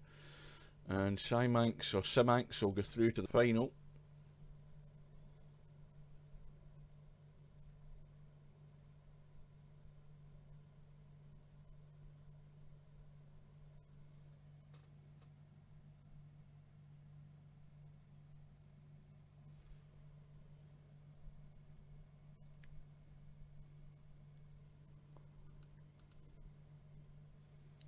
Well, we'll wait in here and see what happens.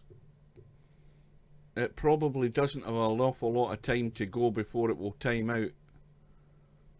Snakes might be playing the waiting game here by letting his opponent mess about in the room and keeping them waiting as a tactic, which he's well entitled to do if he wants to.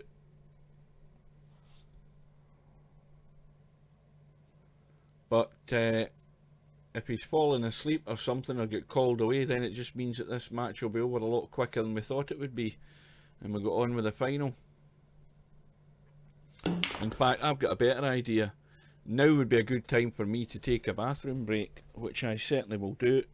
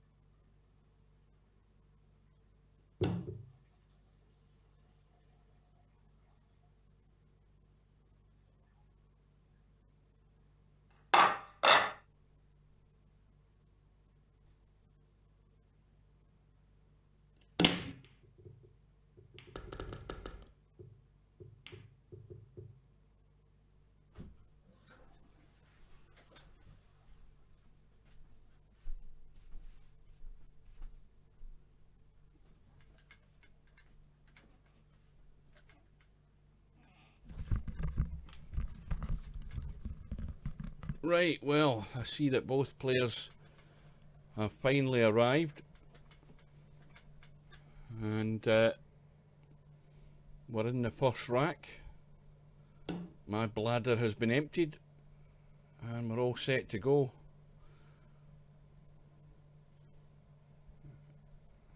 So this is to see who gets through to tonight's final to play Gunnett, and provided Gunnett hasn't got himself upset from what was reading in the chat, he will be here to play the final.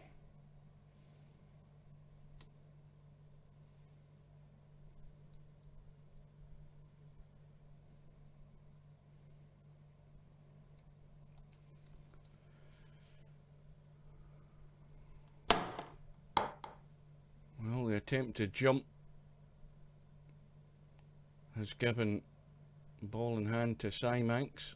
Now, in this case, player 1, Symanx, is getting the 6 ball in this race to 4. Now, you'll notice the 6 ball has gone again. So it's got to be all or nothing to win the rack.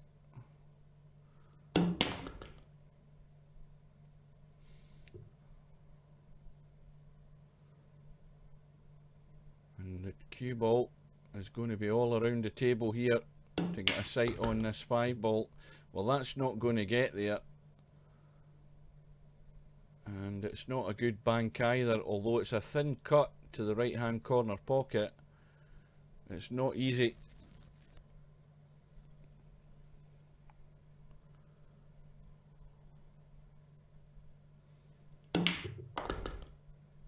Now that needs to slow down a bit.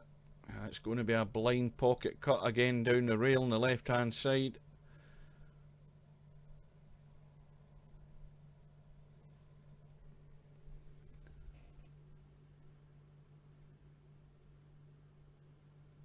I don't know what the hell's going on. I never saw anybody mentioning cheating. I only mention cheating as far as Brazilians go in the football. Anyway, it's a scratch by Symanx. Now, can Snakes pot the 7 and get good on the 9? It looks all too easy, and especially with ball in hand. And you see, he didn't quite get into that enough, but he still got a shot.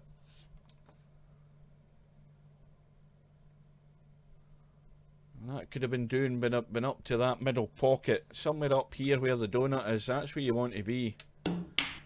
And in it goes though. Where's the cue ball going though? Where is the cue ball going? Get yourself ready, folks. I'll get the right one. What is that? What the fuck is that? What would would you do with a brain if you had one?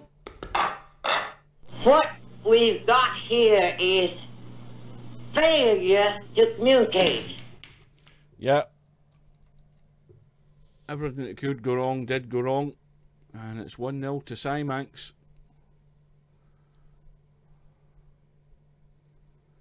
No shot here for Snakes in the 1 ball, but he can certainly play a decent safety. Well, he didn't want to clip the 6.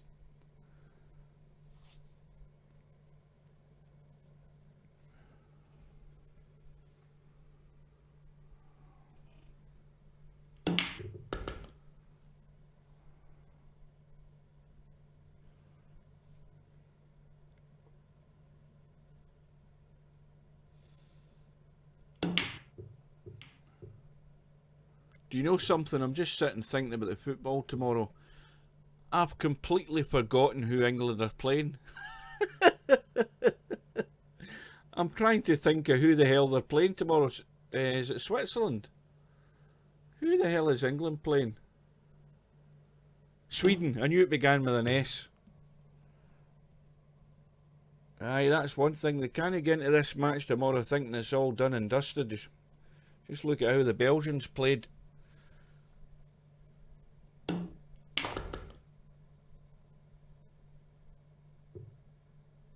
I mean, the one thing for certain is I don't think there'll be any more of that bloody South American, Central American bullshit going on in the bloody box. All that crap's gone now that we've got rid of all of them. Bunch of cheating bastards they are. I mean, I can't understand why the referees bottle out so much in actually dealing with that stuff. There should have been at least 2 or 3 players sent off in that bloody Panamanian game. Was it the Panamanian game? The Colombian game as well. They should have been bloody 2 or 3 of them sent off, or penalties given. A lot more penalties given for all that crap. I've no time for watching any of that kind of cheating crap going on in football. But that's one good thing. I don't think there'll be any of that tomorrow. But I'll tell you something. They better be on the ball.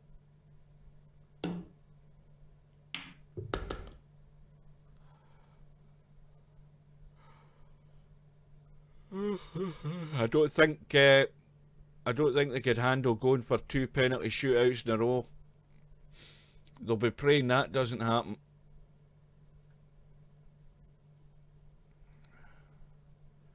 And it's going to be high in the 80s. It'll be warm.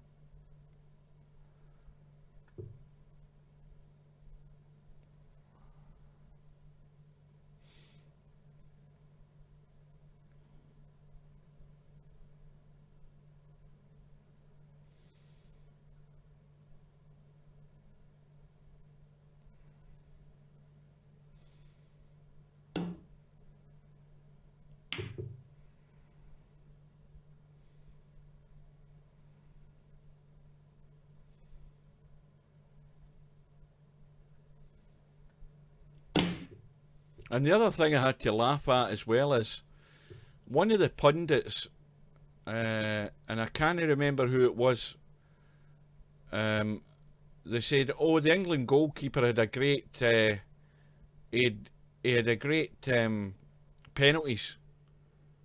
And when you watch, I mean, that's the one thing I picked out straight away, that the England goalkeeper was absolute crap in all the penalties that were taken up to the point he actually saved one. You know, he was doing all this waving of the arms, jumping up and down, and was nowhere near any of them until he made the bloody save. And what is he? He's about 4'3", that English goalkeeper. He looks like a munchkin.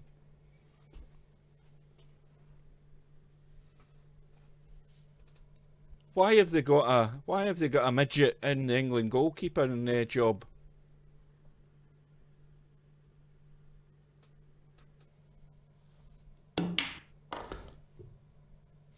I think they should actually put that goalkeeper on the rack like they did in medieval times and stretch him by about a foot, and then he would be a goalkeeper.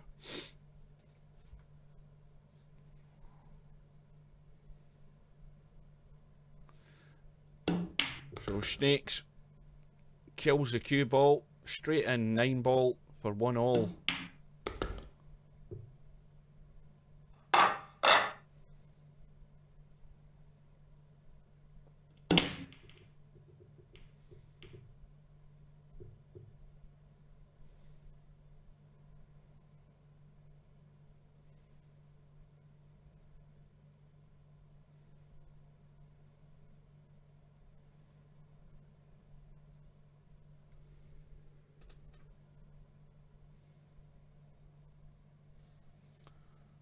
What the hell's this shit? Black Jagged signed up for Happy Trails. Now, excuse me for asking, but I mean, has the clue not meant to be in the title for what the bloody tournament is? Now, what the hell is Happy Trails?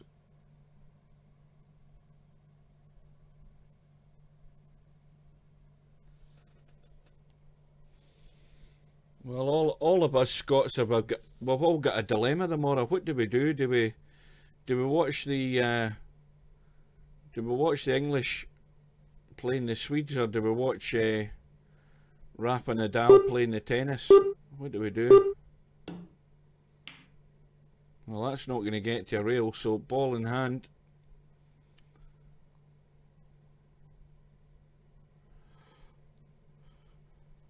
I mean, speaking as a totally impartial Scot, right?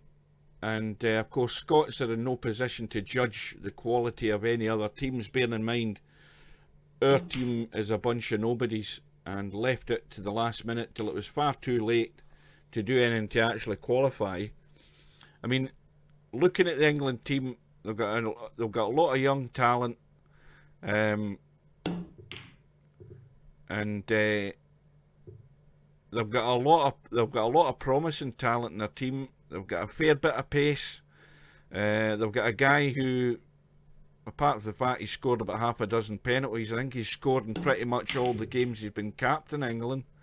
They've got a lot of talent, but it's all very well having all that promising talent. They're going to have to rise up to the challenge of what they're actually in.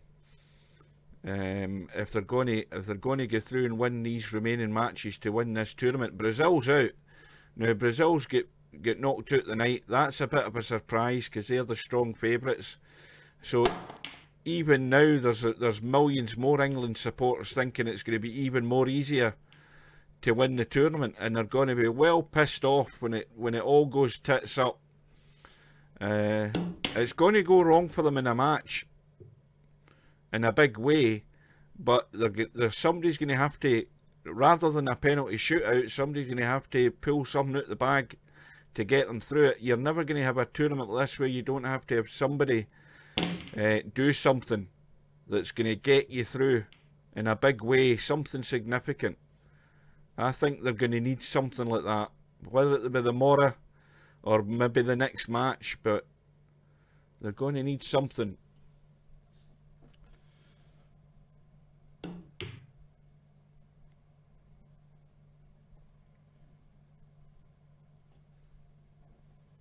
The question is who's the one that's going to step up to the plate? Now, are they going to go for the long ball and try and get somebody to run onto it? What kind of game's it going to be? That's the dilemma. You would think if it's going to be in the high 80s, that it's just, there's not going to be a heck of a lot of 100-mile-an-hour football in it, you wouldn't think.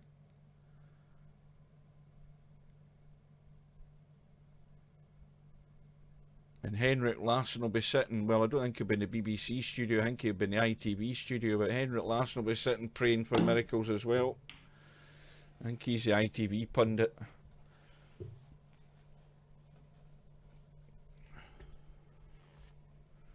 So, ball in hand again for Snakes.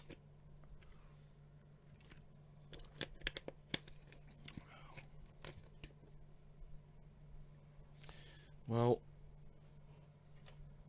the simplest one is a little run through like he's doing on the 2. Now this has got a slight angle to it, so he can run up the table, just let the cue ball run up, as it will do, and he'll still have a shot in the 4. Well, he's playing a draw. He's trying to hold it for the middle. Now the difficulty here is he's only going to go forward or back. So you either go forward to there to leave the 5 in there, or you come back. He's gone forward. It's just threatening to go out of shape here now. This is important that he avoids hitting any of these 2 balls.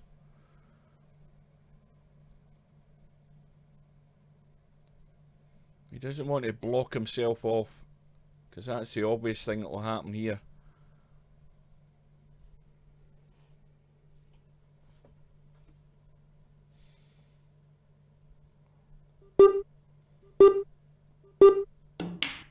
Yep, spending far too much time messing about looking at that 5. I always worry when somebody starts doing that, they're not getting themselves settled and comfortable, and it's a recipe for disaster. But it's none too easy here for Simanx. And he's hung up the 5. And of course, he only needed the 5 and the 6. And his money ball is still on the table for the time being. 6 balls waiting to be potted. Where's this cue ball going? Oh, this is going to end up in the worst possible place. Oh dear, outside, never mind. Well, it's the jump stick to the rescue.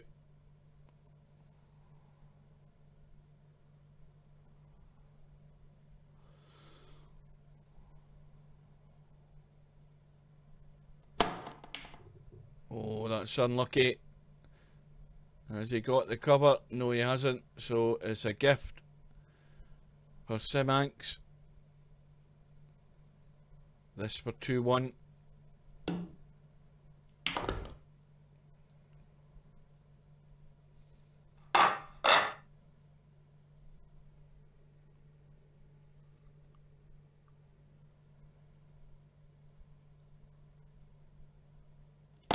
Earlier on tonight, prior to starting the stream, I was looking to add in an extra scene, which would have been a live stream of the Brazil match, and I thought that FIFA, well, I assumed that FIFA were live streaming on YouTube, but surprisingly they aren't. I thought they'd be feeding this on YouTube so that, you know, anybody that wanted to see it could see it, but obviously with all the sponsorship and all that stuff going on, and the fact that, you know, all the major television companies had paid a fortune probably for the coverage of it, there was nothing, but there was plenty of channels on YouTube that were advertising it. So I thought, oh, maybe this is a FIFA channel. So I copied a stream URL and I had added it, and then when the game actually started, it was like a bloody Subbuteo table, where it was just a little plastic disc that was running around the table, showing you where the position of the ball was, but you could hear, it sounded like Brazilians in the background. It sounded like a bunch of guys in in their house watching this game, and there was some sort of I'm even saying Subbuteo, I bet half of you don't even remember or know what Subbuteo is, but it's like a table football game that was actually on YouTube. It wasn't actually the match. So I was going to flick backward and forward to that during the tournament tonight to keep an eye on the football, but I soon knocked that in the head when I seen what it was.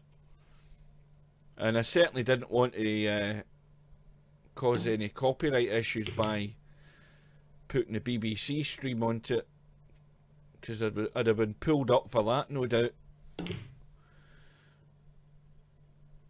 Anyway, back to the match. This is a match to see who gets to tonight's final to play Gunnett, if Gunnett is still here. Let's have a quick look at the lobby and see if Gunnett is still available. He's been known to disappear on occasions as well.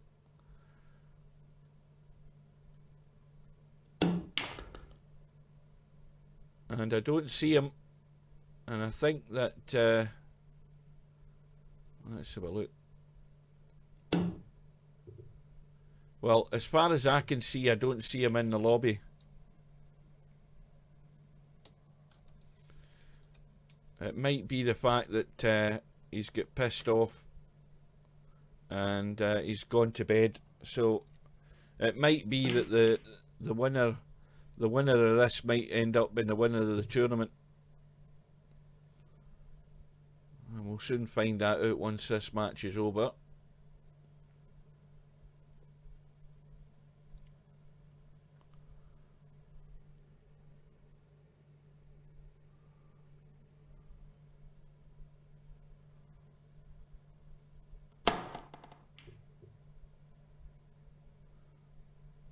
Well, I think he might have had a bit of spin on that cue ball there that just sent it offline there when he played that jump, but he's got the next prize.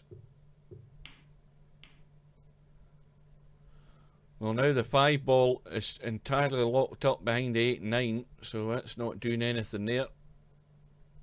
6 ball still on the table, so we're going to have a bit of messing about before that 5 ball disappears.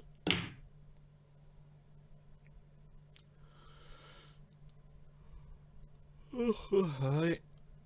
Getting tired, folks. Tournament's been on for, well, 2 hours 35 minutes.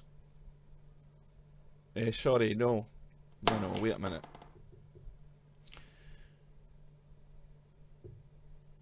3 hours 25 minutes. That shows you how tired I'm getting. I can't even work out how long the tournament's been going on for. Coming up in 3.5 hours.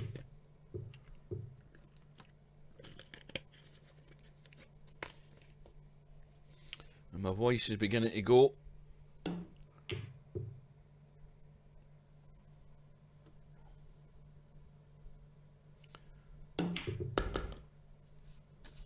Well, there's actually an angle on the 4 with right hand English.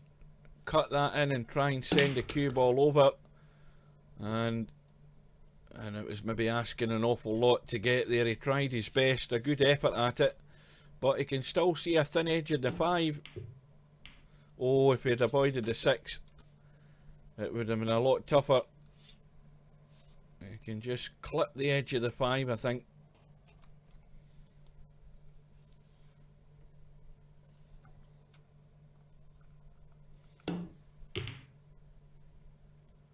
Well, that's now freed up the 5.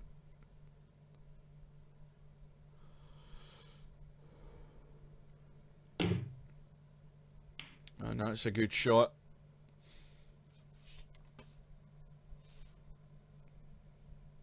Well, if I was Snakes, I'd be giving this the old heave-ho, the full boona, and give it a belt. Yeah, I wouldn't try to be cute at that. I'd be giving a right good smack. Simax has to get on this 6, obviously. Well, believe it or not, I think that's perfect for the bank, that 6 ball. The gap between the 8 and the 7 is perfect. Look at it. It was just crying out to be banked. And all of a sudden, it's 3-1. I mean, there's a natural, that when I looked at that, the first thing that came to mind was the bank. It was just glaringly obvious, and the gap through the 2 balls was the perfect lineup to play it.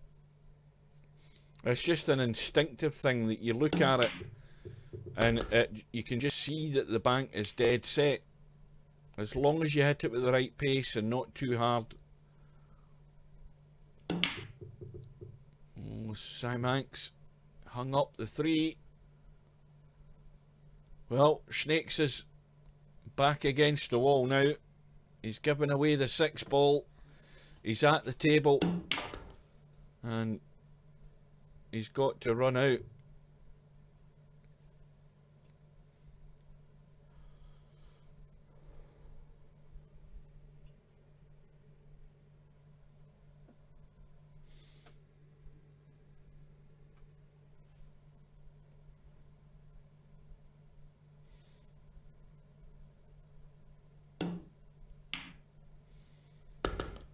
He's got the angle, little angle on this 5 ball. Now if he's going to go across the left hand side there, the obvious thing is the 8 and 9 are in the way. There's disaster waiting to happen over here if he goes that direction. Well, he's found a gap. Now can he go all the way and run these last 3 balls to stay in the match? More importantly, to stay in the tournament.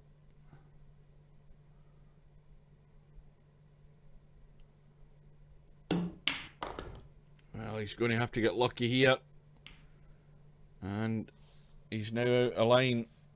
And now it's a bit of a lottery. It's a tough cut in the 8.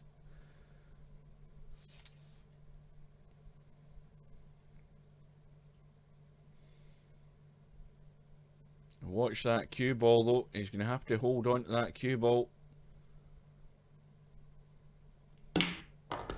Well, in goes the 8. Now, how's the angle on this 9? Well, he needs to get a bit of bottom and drag and spin off the 9 and cut it into the middle. He doesn't want to trickle this in and run into that corner pocket. You've got to draw away from it. And just hit it with enough confidence to make the cut and avoid any hindrance of an in off. Oh, that's not a comfortable way of playing that shot. I wouldn't have done that in a million years. But anyway, it's back to 3-2. I always want to play the draggy draw shot off that 9 ball and take any chance of a scratch out of the equation altogether. There's never any risk playing it that way. But when you play that sort of dead weight shot, that can always end up heading straight into the pocket. So we've got a scratch by Si Manx. And we've got ball in hand for Snakes, and he's looking at a 2-9 combo here. This looks a bit tight.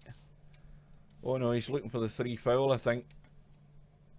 Try to tuck this cue ball right in behind the 6 and 9. He could have done me getting that tighter. Okay, it's certainly not a comfortable jump if he was ever going to attempt it. But he's just had a bash to open the balls up and give away ball in hand. So Si Manx has laid down the challenge. He's given Snakes the choice here. He's got ball in hand. He can try and run out, or he can go for the 3 fouls. And he looks as if he's going to certainly pot the 2.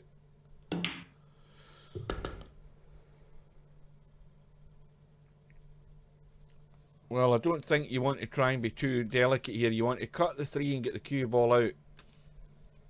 But he needs to play this with a little bit of right English to stop the cue ball running away too far this way. He wants to come that way. He needs to watch he doesn't scratch though.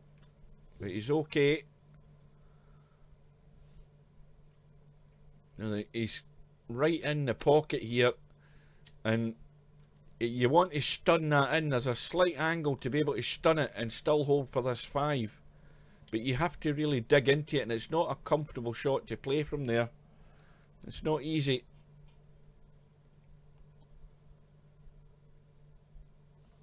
You played that sort of shot, you're trying to send the cue ball sort of there for the 5 ball. Well, that's actually controlled a lot better than I thought he was able to do. That's ended up not bad. Of course, the other problem now is what does he do about the 6 and 8 ball? If he can get down there, obviously he's playing the combo. Well, that looks good. I like the pace in that shot. That looks pretty damn good. I don't think he could play that any better. And now he's got to play this carefully though. It's got to be a pocket weight shot. He doesn't want the 6 ball escaping.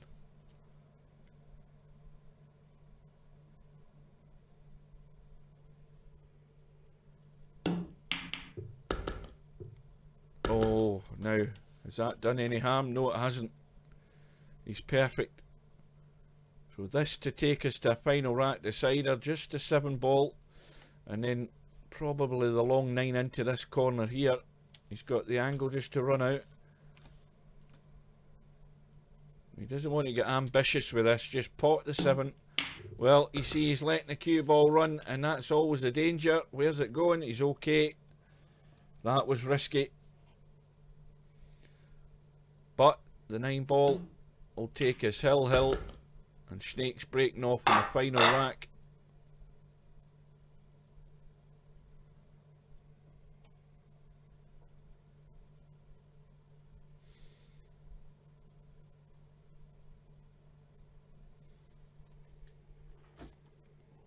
Well, Snake says he'll be right back, and I will just have a little drink.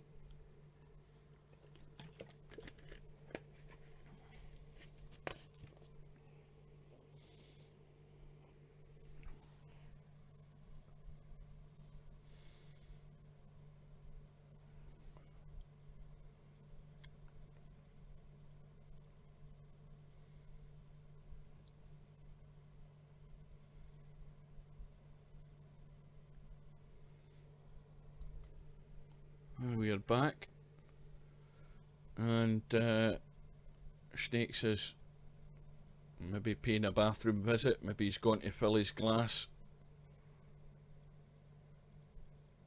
maybe he's just got bored and went to bed. We'll never know. Well, we'll soon find out if he doesn't come back.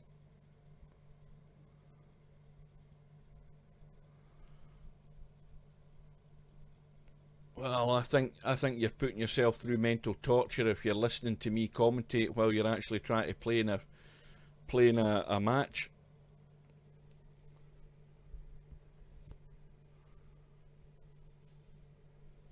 But as long as you're enjoying it, that'll do me.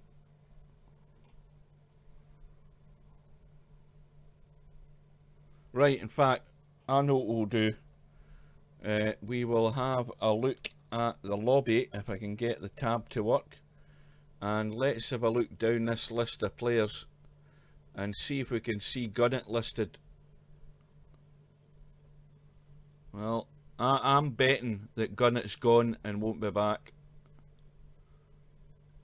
That's what I'm betting. I'll be surprised if I see his name.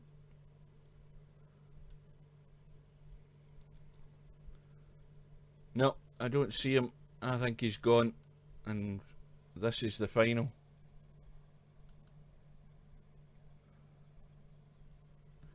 So we're all set for the final rack decider in the 1 loss side final.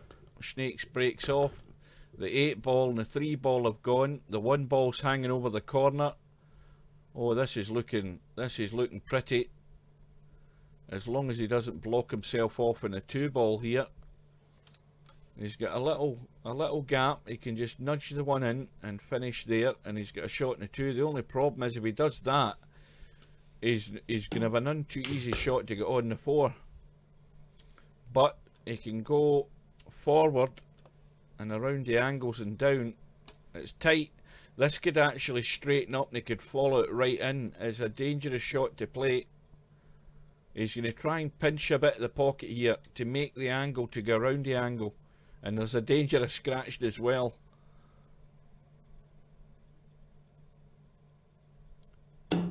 Yeah, that was the obvious problem, is that you're trying to pinch it by just cutting across it slightly, but in the end you end up straightening up the shot, and that's why you follow it in when you're just trying to pinch it at such a straight angle.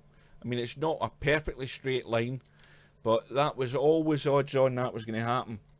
Done it many times. So it's ball in hand to Simax. Now it's the 4-9 combo is on.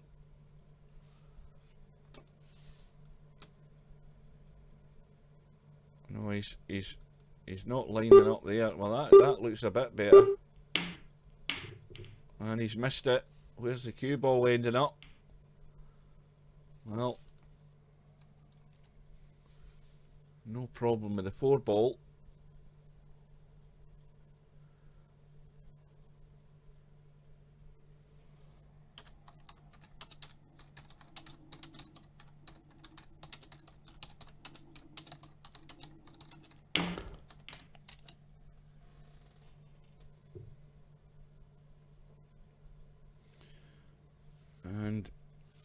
Snakes is blocked out on the 5.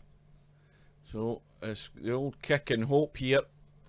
Just give it a bash, get the amp on, and hope it runs into a pocket or something. At least it goes safe. How's his luck? Is that 7 ball coming to the rescue? No, it isn't. So Cy Manx, the 5 and the 6 for the match and possibly tonight's tournament. Well, it's not a straight roll in the 6. He's got to pick that potting angle on the 6. And he's overdone it. And likewise for Snakes though. It's neither here nor there. He can go long or he can take it in the middle. And if he goes that way, the cue ball's going over here for the 7 into this pocket.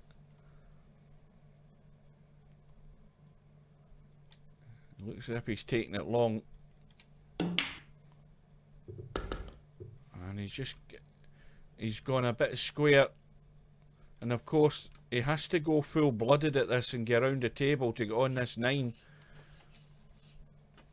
And he needs to get a lot of action in the cue ball.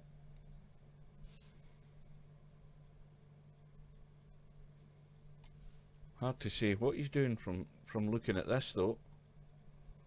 Is he trying to bank the 7 onto the 9? Or bank it past the 9? I think it'll go past the 9.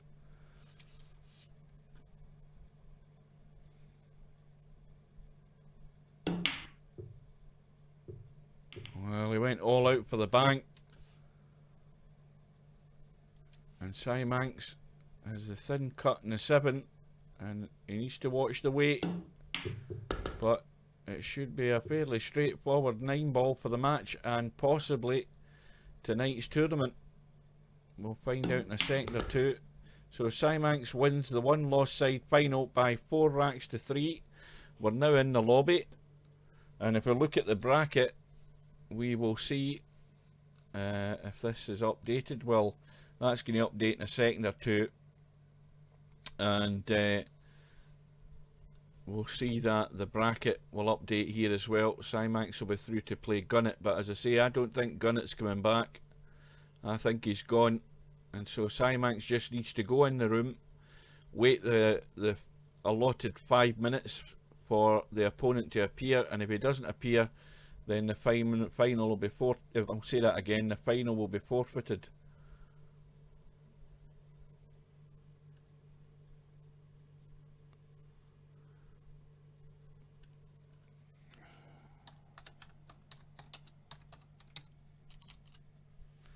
Well, it looks as if it's all over, folks. I don't think he's coming back. Or I'm that blind I can't see his name in the list. So that will mean that, as I said earlier, Gunnet will get 345 virtual dollars. And Cy Manx will get 690 for just sitting in the room and doing nothing for 5 minutes. Right. Well, the room has gone up. Cy Manx is in the room. I'm not going to bother joining the room. My assumption is Gunnet has gone to bed or he's went in a huff, one of the two. So that is tonight's Friday night 9-ball tournament, folks. Thanks to those who kept us company, if you're still there. And we will bid you good night, and we will see you again sometime. Thanks for watching.